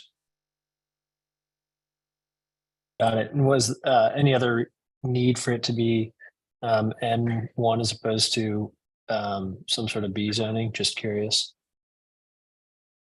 I am not familiar with that distinction, so I'd have to pass that to Justin. I think it was mostly just to match the future land use of industrial. Gotcha. And then I guess that makes sense. We just try to fit the plan based upon where it is. And then, sorry, I'm looking back at the staff report. So to the either side, existing conditions, agriculture. So we'd rather put next to agriculture, or we'd rather have manufacturing as opposed to B zoning. Is that correct then, if that fits the future land use? Yeah, I think that's just what we all kind of agreed upon as the applicant and staff. Commissioner Anders, if Justin can go back to the aerial view, this is Olafur Agbaji. If you can go back to the aerial view, this site is just abutting the I-29 logistic park.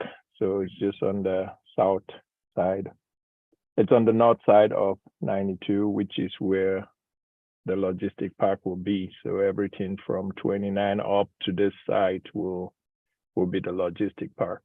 So we recently rezoned everything about 2,300 acres to MPD to allow for the I-29 logistic park.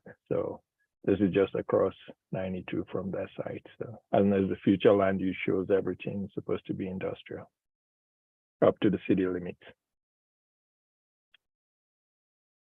Gotcha. Yeah, totally fine with it as is. I would, when the staff presentation came up just because of the properties to the north. I was just curious about whether we'd want to downzone it, if there's benefit to neighbors, but I'm fine with it as is also. Thank you. Okay, thank you. So with that, let's go ahead and open it up for public testimony. If there's anybody out there that would like to speak regarding docket item number 9, please raise your hand and you'll be called upon.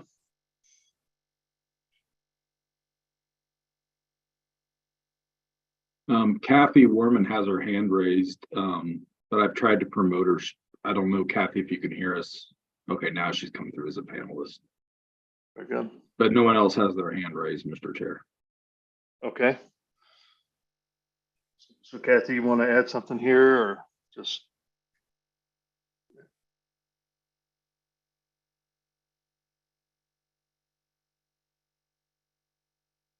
Can you hear me now? Yeah, there we are. Yeah. Okay, not sure what was going on there. Sorry. I think Aaron addressed some of the questions and the proposed use of the building. Again, it's for a Johnson Contracting that is a primarily residential general contractor. The back areas, as Aaron said, would be the opportunity to build a building here. The front of house would be for clients and staff and people to come in, and the back area provides them an opportunity to have tools and other, even lumber and things like that, stored inside, which is a benefit. It would not be outside or visible from the neighbors or the public. So that's kind of the answer to that. And I think that Justin responded with the information on why M1-1, because I think it was in keeping with some of the other master plan zoning around this area, or future zoning. I believe that there was something, Justin, you can address this, going on the south side of 92 Highway with Hunt Midwest. Maybe that was going to be something that was going to be rezoned, and this was going to kind of be commensurate with that. Okay. All right. Anybody else, Joe, for public comment? No one else, Mr. Chair. Okay. So Kathy, do you mind muting? There's a lot of background noise. Thank you. Yes, I can do that. All right. So with that, we're going to close public testimony then. And it seems like we got everything from the applicant on this, and I'll take a motion then.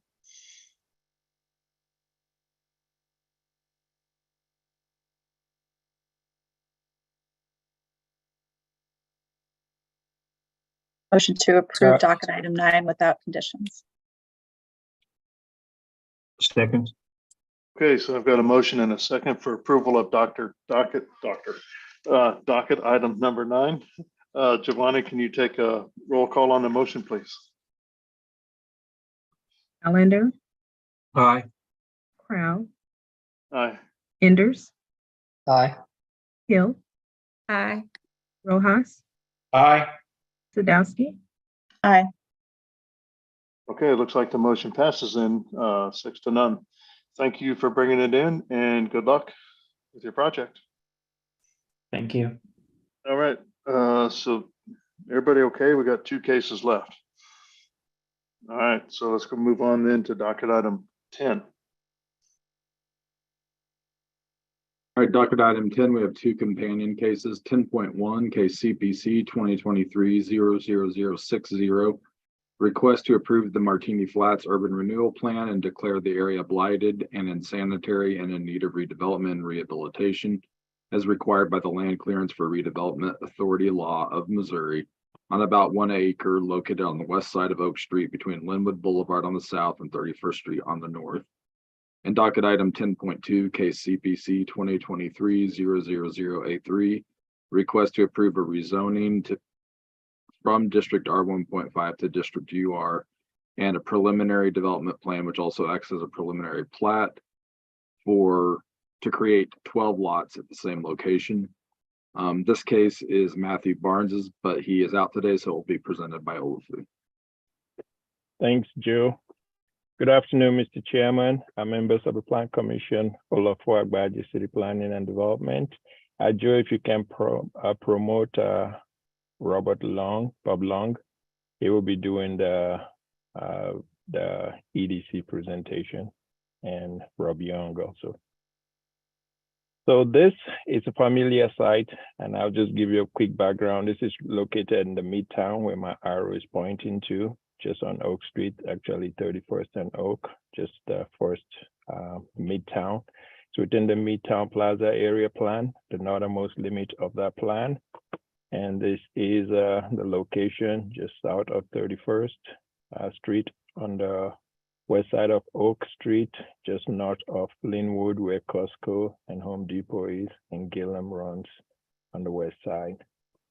This is the site, vacant site. And this is the top picture is looking north on the site, and the south picture is looking southwest with Costco at the background. And this is the current approved preliminary plat for the site. As you can see, there are 12 lots. And following that approval, the applicant is looking for incentive, which is why they're here before you today again. So brief background, like I said, you've seen this case before. This came before City Plan Commission November 1st of 2022, where we approved the rezoning from District M15 to District 1.5. And we also approved an area plan amendment, amending the Midtown Plaza area plan by changing the recommended land use from residential medium density to residential high. And this was to allow for them to go ahead and do the preliminary plat. And that was approved on April 13th of this year to allow for the 12 lots. So today's action is to rezone. The first action is to, again, approve the Oak Street Urban Renewal Plan, which Mr. Long will be presenting. And then the second action is to approve the rezoning of the 1.3 acre from District R1.5 to District UR. So if Bob is ready, I'll let Bob go ahead and join and upload and share his screen so he can present the Oak Street Urban Renewal Plan. Okay.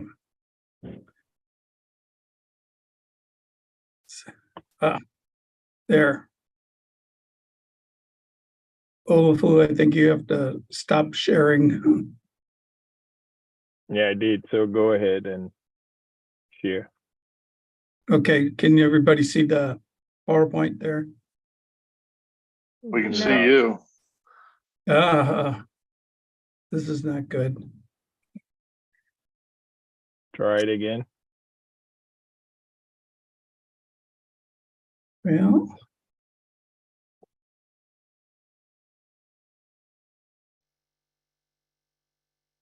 let's see now.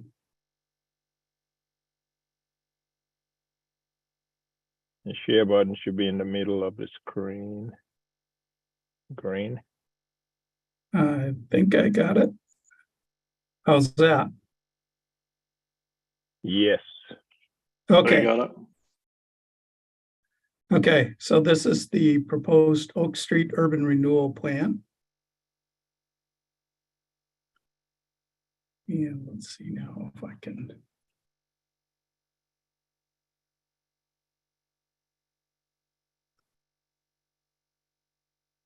You can use the up and down arrow tabs too to just advance. Well, normally that would be true.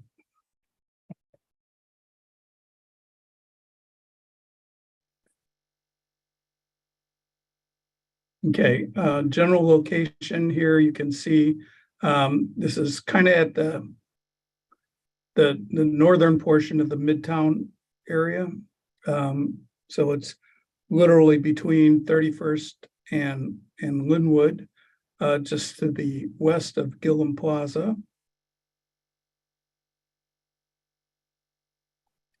Olafo and I had the same slide. This is the green outlined parcels are the parcels that'll be in the urban renewal plan. Let's see now. Okay, this was previously proposed as the Oak Street Townhomes project. And the LCRA did approve a finding of blight and the urban renewal plan, but then the original developer opted not to proceed with the urban renewal plan before it was considered by the City Plan Commission and Council. But we had a new developer step in. That's Skyline Homes KC LLC. They sought affirmation by the LCRA of the previous blight finding, and LCRA did do that. They are proposing construction of 12 for sale single-family homes, and that would restore the residential neighborhood that was originally in this area. So some of the policy considerations that we considered here at the LCRA, this is a continuously distressed census tract, so it's eligible for full abatement. For sale single-family homes are exempt from the city's prevailing wage requirement. Single-family homes are also exempt from the financial analysis requirement. The LCRA is going to require a redevelopment contract with the developer if the plan is approved by City Council. And then once that contract is signed, the actual single-family homes would be eligible for administrative approval of the tax abatement. Olafu's presentation showed you two pictures of the site.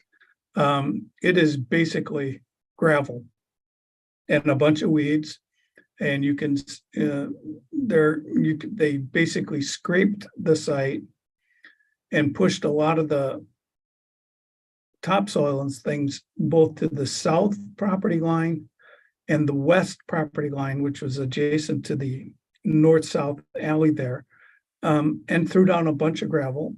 They've had basically illegal parking and storage on site. There's no runoff water control on site. There's constantly garbage and litter. There's, it's basically used as an informal parking lot.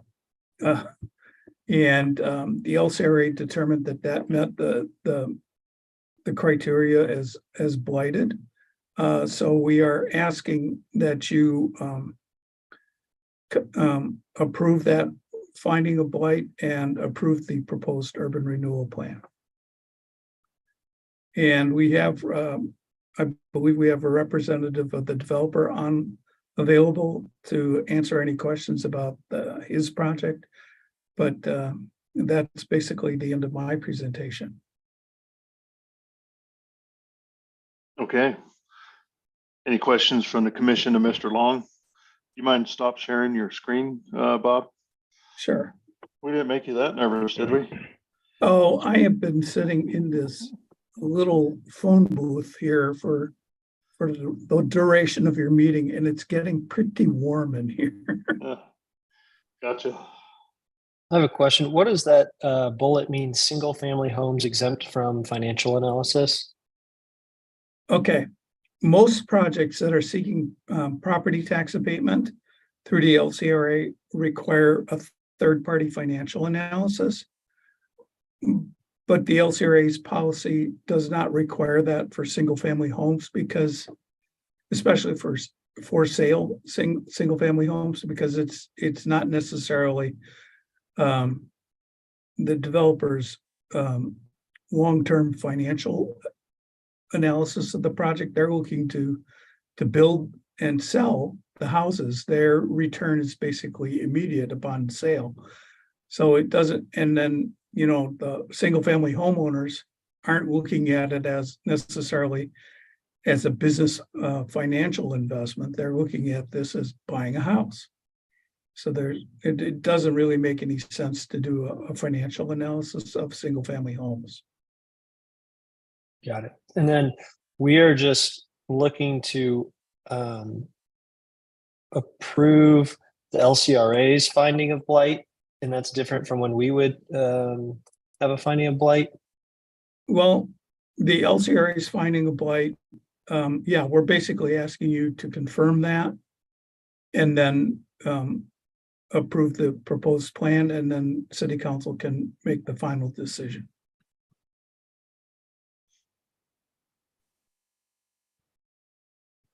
Mr. Long, you had any conversations with the school district or the library? We have, this plan was, we go through an advanced KC process where proposed plans like this are often discussed with the representatives of the taxing jurisdictions. And for including the school district and the library and the county, they're all present for those meetings. The school district has actually been fairly supportive of efforts to build, especially to build new houses, because that is likely to lead to an increase in students for the district.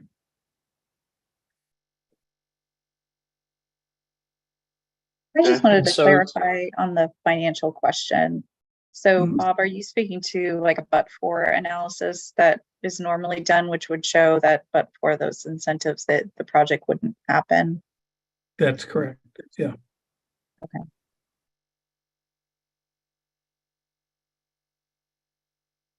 Any other questions? So we won't be reviewing. As an example, if this was the previous iteration of this plan had called for the development of like 17 rental townhomes, that would have required a financial analysis, because the developer is a long-term investment, and that's the business is the rental of the townhomes. But since this is now for sale single-family homes, it doesn't make sense to do the same type of analysis. And so we will not be going through the blight study or the pictures and the report today as sometimes we do. The presentation that you're seeing right now, unfortunately, is the abbreviated version that I gave to the LCRA, because they had already seen the blight photos.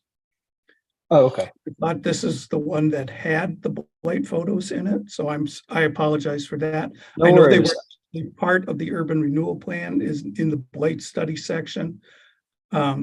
So I mean, if you want me to send those to you separately later, I'd be glad to. No, so I reviewed the staff report and looked through all of it, and I'm very supportive of the project. I think that this is the right thing, especially having seen the award of completion that we had at the last CPC meeting for Union Hill. I think this is a really nice continuation for the neighborhood. My concern or question is that, and I brought this up with a lot of blight studies we've seen, it feels as though we almost incentivize landowners to devalue, so to speak, or to neglect their land because it increases the value to someone else because you can get the incentive of having a blighted land. And so I actually, that parcel is very close to where we office. I walked by it today, and none of those conditions exist anymore except for the ones like, sidewalks that are pretty in terrible shape, which I think a lot of the city has sidewalks that are in terrible shape. And so I'm just, I'll ask it again. I think it's worthwhile I think it's a good project again. I'm curious overall how we ensure that landowners don't intentionally neglect their land, because knowing that in a few years, if you let the weeds grow through and you let people dump stuff and construction and you let the systems go, that it actually allows someone to come in and get incentives. And I understand your concern there. And yes, it may happen on occasion. But in many of these neighborhoods now, the neighborhood organizations are becoming much more proactive about using the 311 system and registering property code violation complaints and trying to make sure that property owners don't just sit on properties and allow them to become trash filled, overgrown, with falling down buildings and stuff like that. A lot of the neighborhoods are pretty proactively addressing those situations. And really now, with the new East Kansas City plan, urban renewal plan that you all approved just a month or so ago, a lot of those neighborhoods out there are pretty active about monitoring the condition of properties in their specific neighborhoods or even adjacent to their neighborhoods. I just like to add a comment, Tyler. I would love to explore like either through the commission or whether that's, council, but something saying that if you have, all of these code violations that you cannot come and ask, because we tend to see it, especially on the repurposing of school buildings, on larger footprints. And in as much as you can take pictures and show, dilapidated buildings, there's also quite a bit of development on 31st and Oak, right? Like, so it just seems very slanted, very targeted, and they do get incentives to come in, to buy a property, to let it go into disrepair, to take the pictures and come and say, now look. And we time and time again see that. And so I don't know if there's some kind of policy recommendation that we can work to and craft, but it seems to me if you haven't been a good steward of the property that you bought, what makes us think you're going to be a good steward of the incentives that you want to get? So that's just my 2 cents. I know that has nothing to do with you specifically, but it is a concern to me because oftentimes, like in this case, it's a little different, but you get these incentives, and I understand they're tax neutral because they're dilapidated, but we're talking about oftentimes 25 to 30 years of a tax incentive. And if you are a school district, that's 25 or 30 years, 2 generations that you don't get to like tap into that tax base, often in areas where there has already been development and have already been incentives. So that's neither here nor there, but just wanted to. Okay, I appreciate your concerns there.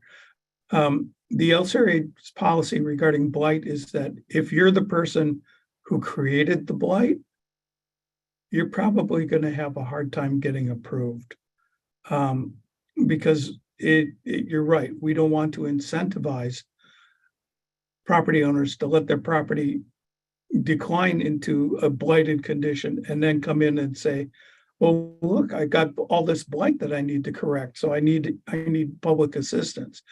That's not going to fly with the LCRA. It might fly though, saying to when you're selling the parcel to someone else, saying, hey, I bet you could get incentives on this. The interesting thing here was that, it was grassy. We'd go use the space and throw a ball in it and stuff. And then, it was used as a shipping container depot for a while, which I looked it up and it's M1, so it was allowed. And so then gravel, and then it was used as parking. And so, I think it was all the best intentions, I'm sure, but you all of a sudden have a property owner who maybe gets to monetize the property while making it look more blighted and increasing the sale value because someone can come in and get incentives. And I think you pointed out the best thing to do is be proactive as a neighborhood and say, hey, this is unsanitary, and report it. So note taken there. I'll make sure that that's what I disseminate to others. And as situations come up, it's just an interesting balance of incentives. Yeah. I'm trying to recall on some other cases. I feel like we saw more information around, like what I'm interested in is like, what are the kind of demographics around that area that start to define who gets incentives or who needs incentives. And I feel like I'm not hearing that. And I can't speak too specifically to that area, but there is a lot of development going on there. There's a lot of particularly not being too far from the streetcar and other things. There's a lot of things going on. Residential house prices are jumping pretty high in that area. So I guess that's that story is kind of what I'm missing. I know we're kind of looking very zoomed in on the site itself, but to me as someone who's looking to develop a property, it would I wouldn't really care about the sidewalks. I wouldn't care about that. What I would care about is what's happening near me. What are the demographics that want to live in that neighborhood? And to me, the demographics in that area are asking for more high-end, high market value properties, which would imply that it doesn't need incentives in the same way that other neighborhoods might. Yeah. Well, okay, so in many respects, you're right. The Union Hill has seen and continues to see a fair amount of activity. We're still getting inquiries about properties in Union Hill.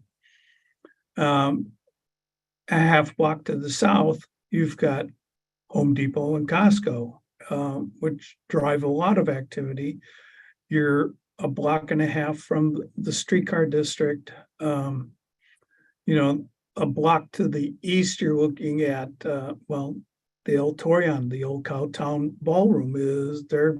They've announced plans to revitalize that building, and there's a fair amount of activity opposite that as well. But this particular area, this stretch between 31st Street and Linwood, west of Gilliam Plaza, literally, I believe, does not fall within any defined neighborhood areas. Union Hill stops at 31st Street. They might be interested in what's happening south of 31st Street, but their neighborhood boundaries are 31st Street.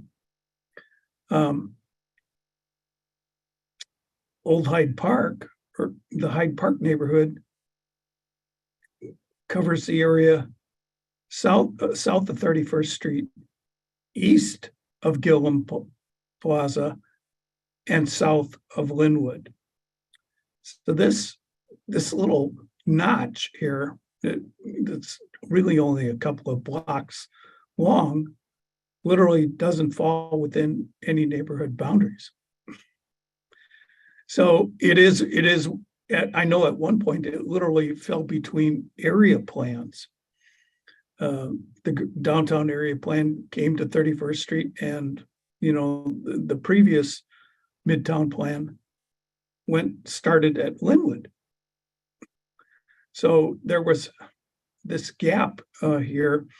It doesn't really fit into either of those neighborhoods, and to some extent, you can just drive around in between those Linwood and 31st Street there, and you're not seeing the same level of activity as you do to the north or to the south.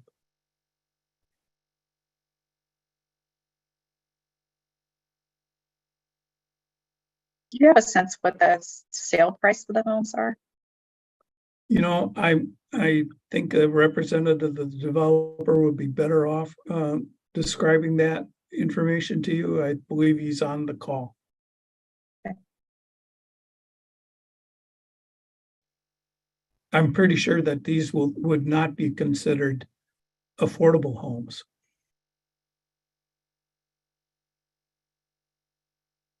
I promoted Rob Young. I'm not sure if he's the applicant, but he raised his hand. Okay. This is Rob Young. I'm the surveyor on the job. I believe one of the owners is actually on the phone as well, Sam. But I believe they were looking around the 750 range, somewhere in that neighborhood.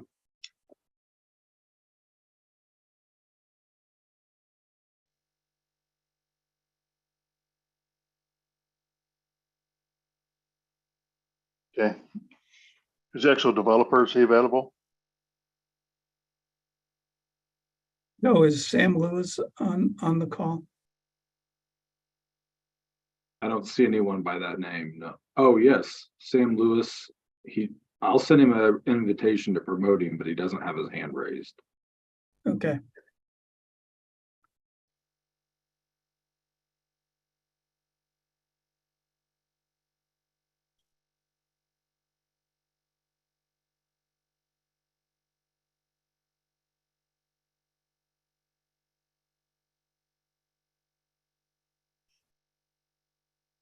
Sam Lewis, can you hear us?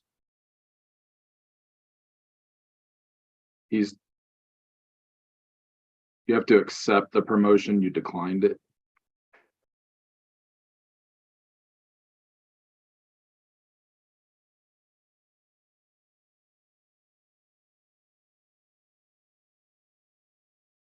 You also should be able to speak now, even if you aren't able to accept the promotion.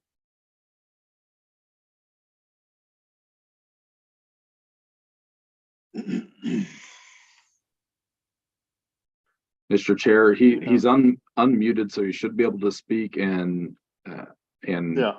he declined the promotion again. Mr. Lewis, are you available to join us in this meeting?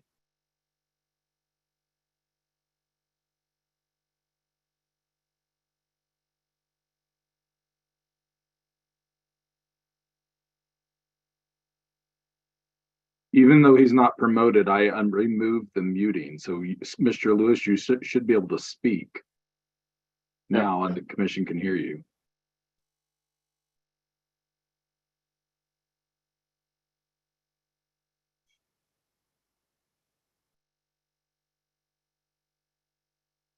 Well, I don't hear anything. Yeah. Well, Skyline Homes has, they've built a number of single-family homes, both in the Longfellow, Dutch Hill neighborhoods, as well as some infill single-family homes in the Hyde Park neighborhood as well. So, I mean, they're an experienced single-family developer, and he seems to have a good sense of what will sell in this part of town. Okay. Any other questions until we get Sam figured out how to talk to him from the commission to the applicant? If I think I know the answer, but if for some reason you liked the project, wanted to vote to approve 10.2, didn't like the finding of blight, that would potentially though ruin the project because it couldn't be funded without the incentives. Is that correct? Well, technically, City Plan Commission could not recommend a finding of blight, but City Council would have the final say. Got it. And if City Council approved a finding of blight, then the project could proceed. Thank you. And there was not, I just want to clarify, because our earlier conversation, there was not a but for analysis done. So we don't know if they don't get these incentives, whether or not they would still move forward on the project. Well, given current construction prices and interest rates, without the availability of tax abatement, it might be hard to both build and sell single-family homes like this at this time without the tax abatement. Single family expensive homes, right? Did you say the price point was 750,000 Yeah. US homes? Right. Okay. I just want to clarify that, like, that may be the case, but we don't have any documentation on that. Unlike other incentives where there is a full analysis that is pretty thorough, this doesn't come with any of that. So No, because we don't do same kind of analysis for the single family homes.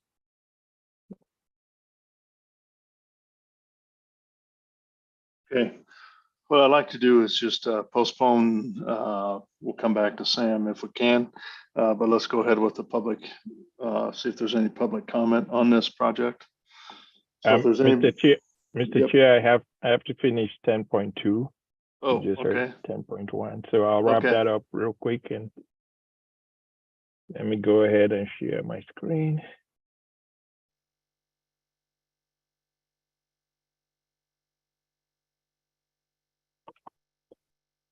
So this is the request to rezone the 1.3 acres from R1.5 to UR and approve a development plan that allows for the 12 single-family homes on this stretch of Oak Street.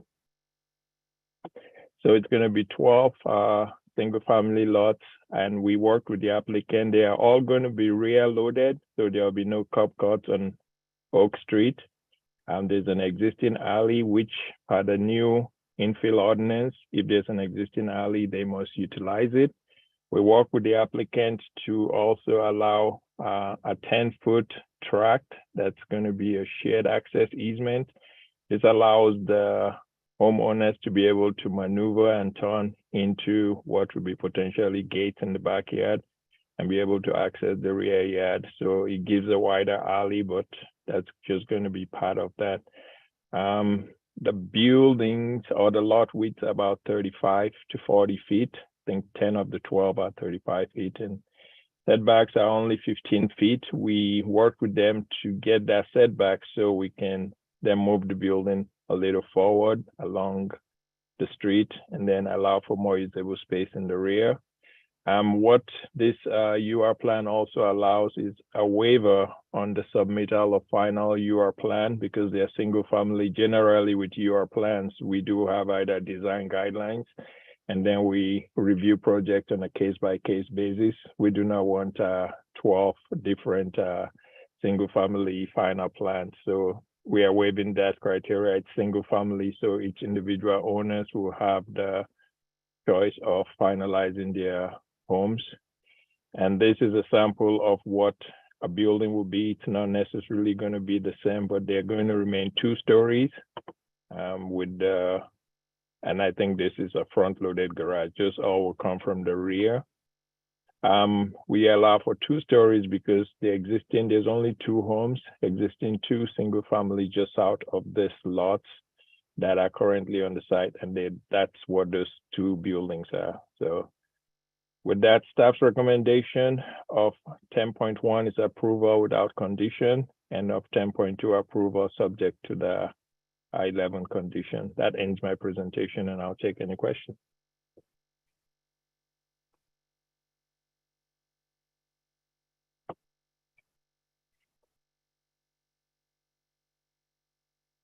Any questions for Olafu on the rezoning piece?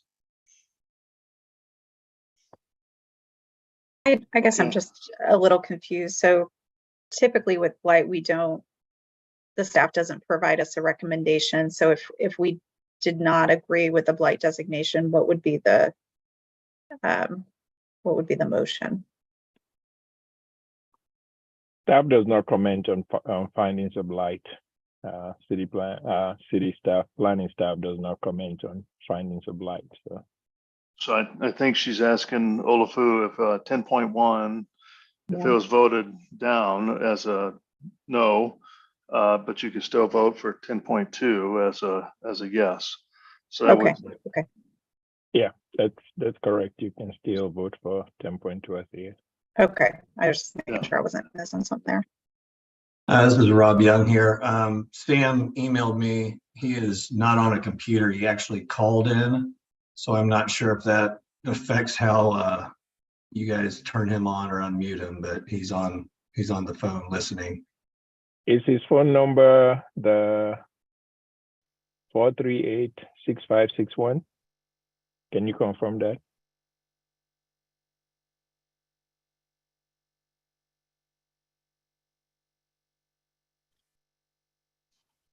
I went ahead and unmuted that phone number. That is Alofu. This is Sam. That is my number is 816-438-6561. So I think I am now able to talk. Yeah, yes, we can hear joined you. Yep. Go Sorry ahead. about that. I had to call in from my phone. I was having some computer issues. Go ahead and introduce yourself, name, address, and then. Yes, I'm Sam Lewis with Skyline Homes KC LLC. My address is 3031 Oak Street, Kansas City, Missouri 64108. So I'm just right across the street in Union Hill. Okay. I think there's a couple questions that came up on your side. Hopefully you heard them. Yes. I guess I could just start with kind of what I'm recalling was just the plan is 12 single family houses for sale. We're trying to keep them somewhat affordable, but like Bob said, that's tough in today's market with interest rates and construction materials. We're looking at roughly 2,000 square foot houses, 3-bed, 2-bath, 2-car garages attached. And we're trying to keep them, you know, as low as we can, but we're thinking they're going to be north of 600,000 is realistically what we're seeing in a lot of the other new construction subdivisions, kind of in the downtown and midtown area.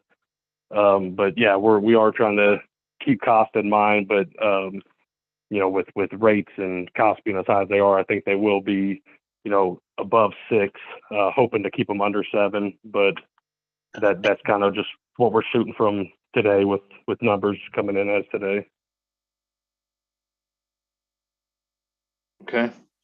And if the incentive, if there isn't a finding of blight, are you still going to move forward with the project or no? We will try to, but I mean, it definitely hurts the project with, you know, a lot of the other competing neighborhoods around us, Columbus Park, Union Hill, Beacon Hill, and many more, just Longfellow, Dutch Hill. They all have tax abatement programs on new houses, and I've seen million-plus houses being built in all those neighborhoods that are, you know, a lot of them actually have 25-year tax abatements. Beacon Hill and Union Hill do, where, I mean, that's who we're competing with directly. So, you know, if the end buyer sees that, hey, all these other neighborhoods that are, you know, way further along and have a, you know, Union Hill's been stabilized for 20 or 30 years. Beacon Hill's been doing pretty well for the last 4 or 5 years. And, you know, they have a better track record than what we have. We're just trying to, you know, rebuild this area, that, you know, they'll choose to go there if there's a 25-year tax abatement in one of these other areas. And, you know, it could just hurt the project in that way, that it's not going to be as attractive as all the other neighborhoods around us that are more stabilized, that have those programs already in place.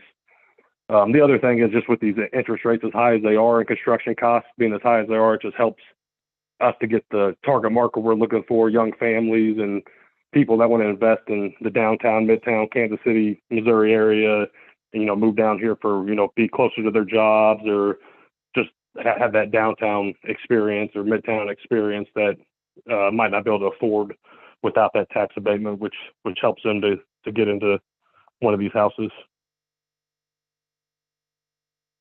Okay. Any other questions from the commission to the applicant? All right, seeing none, I want to go ahead and open this up to public comment. If there's anybody out there that would like to speak regarding docket item number 10, please raise your hand using the Zoom feature and you'll be called upon. Mr. Chair, no one's raising their hand.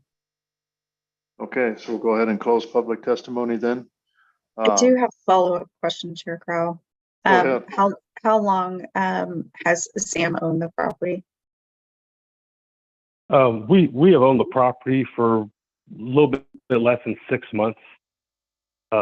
We had just purchased it from the previous owner. Had owned it for the past, I think, 7 or 8 years before that. But we have owned it for less than a year. It's been about 6 months. The plan was not to purchase it until we had got the 12 lots approved, but the previous owner was getting kind of antsy and wanted us to close before, so we made the decision to go ahead and close on the land and get that piece done. So.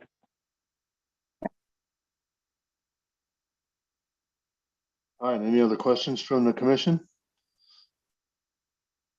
Okay, so let's close all testimony then and speak amongst the commission.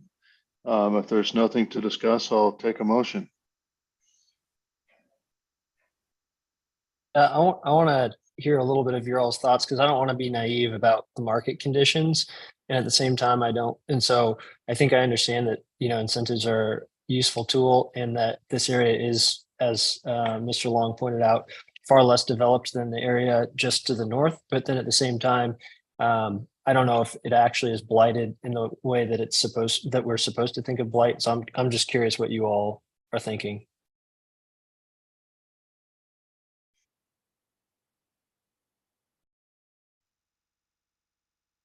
Commissioner Hill, you want to start with that one? I sure can. I think in the spirit, the spirit of the development might be good. I don't think that it is blighted in the way that we typically look at blight. I think that we are lacking the critical analysis and information for us to make that determination. And at the end of the day, we're incentivizing for $700,000 homes to be here.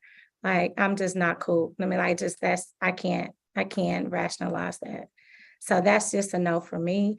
It doesn't mean that the aspects of the project or the housing isn't, the spirit of it isn't a good project. I would just second that. I think there's not enough information for us to really understand. So a lot of us are going based on our own perceptions of that area, the house prices we're aware of in that area. And I think because tax abatements ultimately result in less tax base to our schools and our institutions, we have to make a decision on whether this project is more beneficial than that benefit. And in this case, I don't believe so. Did we cover why the analysis hadn't been done? Bob, did you? It's because of single family. Single family, sorry. Yeah. Okay, thank you. Yeah. And I guess from my standpoint, with this site being fully developed, I don't really see as part of this project that there's going to be a lot of infrastructure that's going to be redone as part of this development. So it's basically reusing the lot lines are already there, rebuilding homes, and so there's not a lot of extra work that the developer is going through in order to get the site brought back up to where they can develop on it. Because I didn't see anything with curbs or sidewalks, water line replacement, or anything of that nature that would really warrant assistance with the tax incentive. So it's hard to say that it's blighted without knowing that the infrastructure needs a lot of work to get it brought back up to today's standards. I know, just to speak to infrastructure, they're going to be required to improve the alleyway.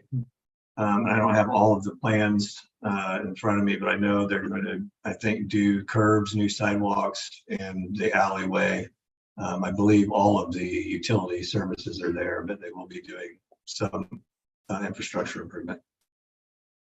Yeah, and that's in the alleyway, and that's kind of the choice of the developer. That's how they're going to access their actual lot versus the main street that's out front that the public uses. Yeah, we tried to, their original intent was to access the homes from the street. City staff, previously it was their requirement that we access through the alley and improve that. Yeah, personally, I really like the alleyway access just because on a normal day, people park, myself included, halfway down the street towards Costco. And so it's a really busy street. I think it would be not a great place to live if you can't get in your driveway, if you have issues getting in your driveway. Okay, well, yeah, hoping this doesn't, stop a project that I want to see, but I'll go ahead and make a motion to recommend denial of 10.1 with, saying that the City Planning Commission does not approve the LCRA's finding of blight, but approving 10.2. Well, hold on. I don't know if I can still talk, but I don't think we need, if we're not getting 10.1, I don't think we need 10.2 approved. Is that correct, Rob and Alofu? And Bob? Well, this is Joe. The rezoning, we already have a rezone. Go ahead. Yeah, the Planning Commission just makes a recommendation on both of these to the council. So this is not a final decision. So what the council will be receiving is a recommendation for denial of the first one and approval of the second one, and they can choose to approve both. So if the commission's supportive of the second one, I don't think there's any harm in having them make a positive recommendation on that one. Okay. Okay, so I've got a motion for denial of 10.1 and, okay, so I got a motion and a second for denial of 10.1 in the finding of blight and approval of the rezoning for 10.2. So if we can, Giovanni, if you can take roll call on that motion, please. Allender, Aye. Prowl, Aye. Enders, Aye. Hill, Aye. Rojas, Aye. Sadowski. Okay, so it looks like it was a unanimous decision by the Planning Commission to recommend forward that the council deny the finding of blight as stated in 10.1 and the recommended approval in 10.2. So we appreciate you bringing that through and thank you for your patience today as we had to reroute our meeting to all virtual. Okay, Joe, let's go move on to the next one, docket item 11, which is our final one. Docket item 11 is case SUP 2023-00030. A request to approve a special use permit on about 1.8 acres for a group living facility at 662 Brooklyn Avenue. Anna Naniski is the staff planner. Thank you. Just working on sharing my screen right now. Okay, can you see my screen? Yes. Okay, thank you. As stated, we're talking about docket item number 11. This is CD CPC 2023-00030. The property in question is at 660 Brooklyn Avenue, and the site is zoned R1.5. And the applicant is seeking an amendment to a previously grandfathered special use permit. The site in question is located in the northeastern portion of Kansas City, Missouri. And this is a close-up of the subject site. You can see it sandwiched in between Garfield Avenue and Brooklyn Avenue. The addition in question is displayed on the screen. And some key points about this particular case. So for uses that were previously permitted, like possibly under a other zoning district that now required SUP, the section where it talks about amendments, which is 88-525-14, still applies. So in this case, they are increasing their building coverage by more than 10% for office and other support services related to their use, which is roughly about a 47% increase in their building coverage area, which triggered the need for this special use permit review. The review criteria for a special use permit is listed on the screen, and city staff perceives that all of the review criteria is applicable and in compliance. City staff recommends approval subject to conditions, and that concludes my staff report. Thank you. Okay, thank you. Any questions for city staff regarding docket item 11?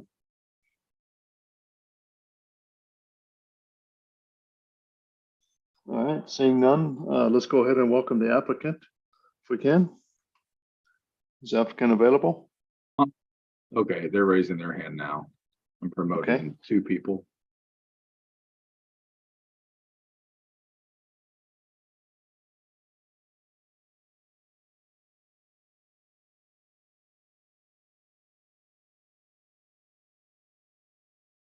Hello, can everyone hear me? This is Tanvi. Yes.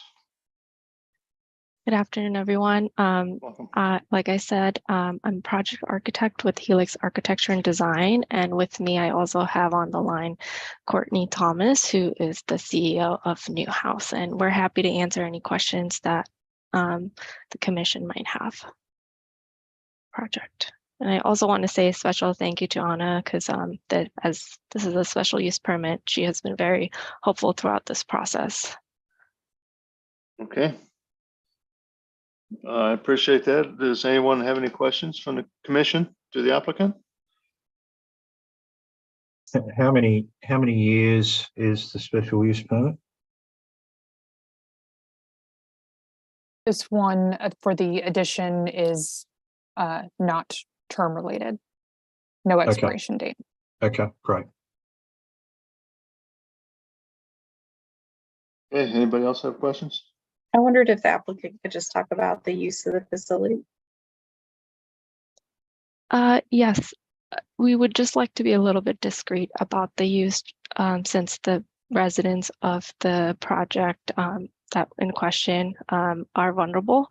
But just speaking at a very high level, it's a domestic abuse shelter, and that has residential use currently and business use. And the addition proposed is for expanding the business use to free up more resident rooms and accept more applicants to the to new house.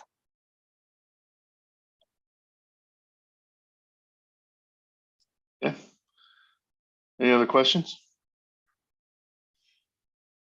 All right, seeing none, let's go ahead and open this up for public testimony. If there's anybody out there that would like to speak regarding docket item number 11, please raise your hand and you'll be called upon. Mr. Chair, no one's raising their hand. Okay, so we'll go ahead and close public testimony then. Anything else to add regarding this project from the applicants? Not at this point. Thank you. Okay. So with that, we'll close testimony and I'll take a motion unless we need to have a discussion.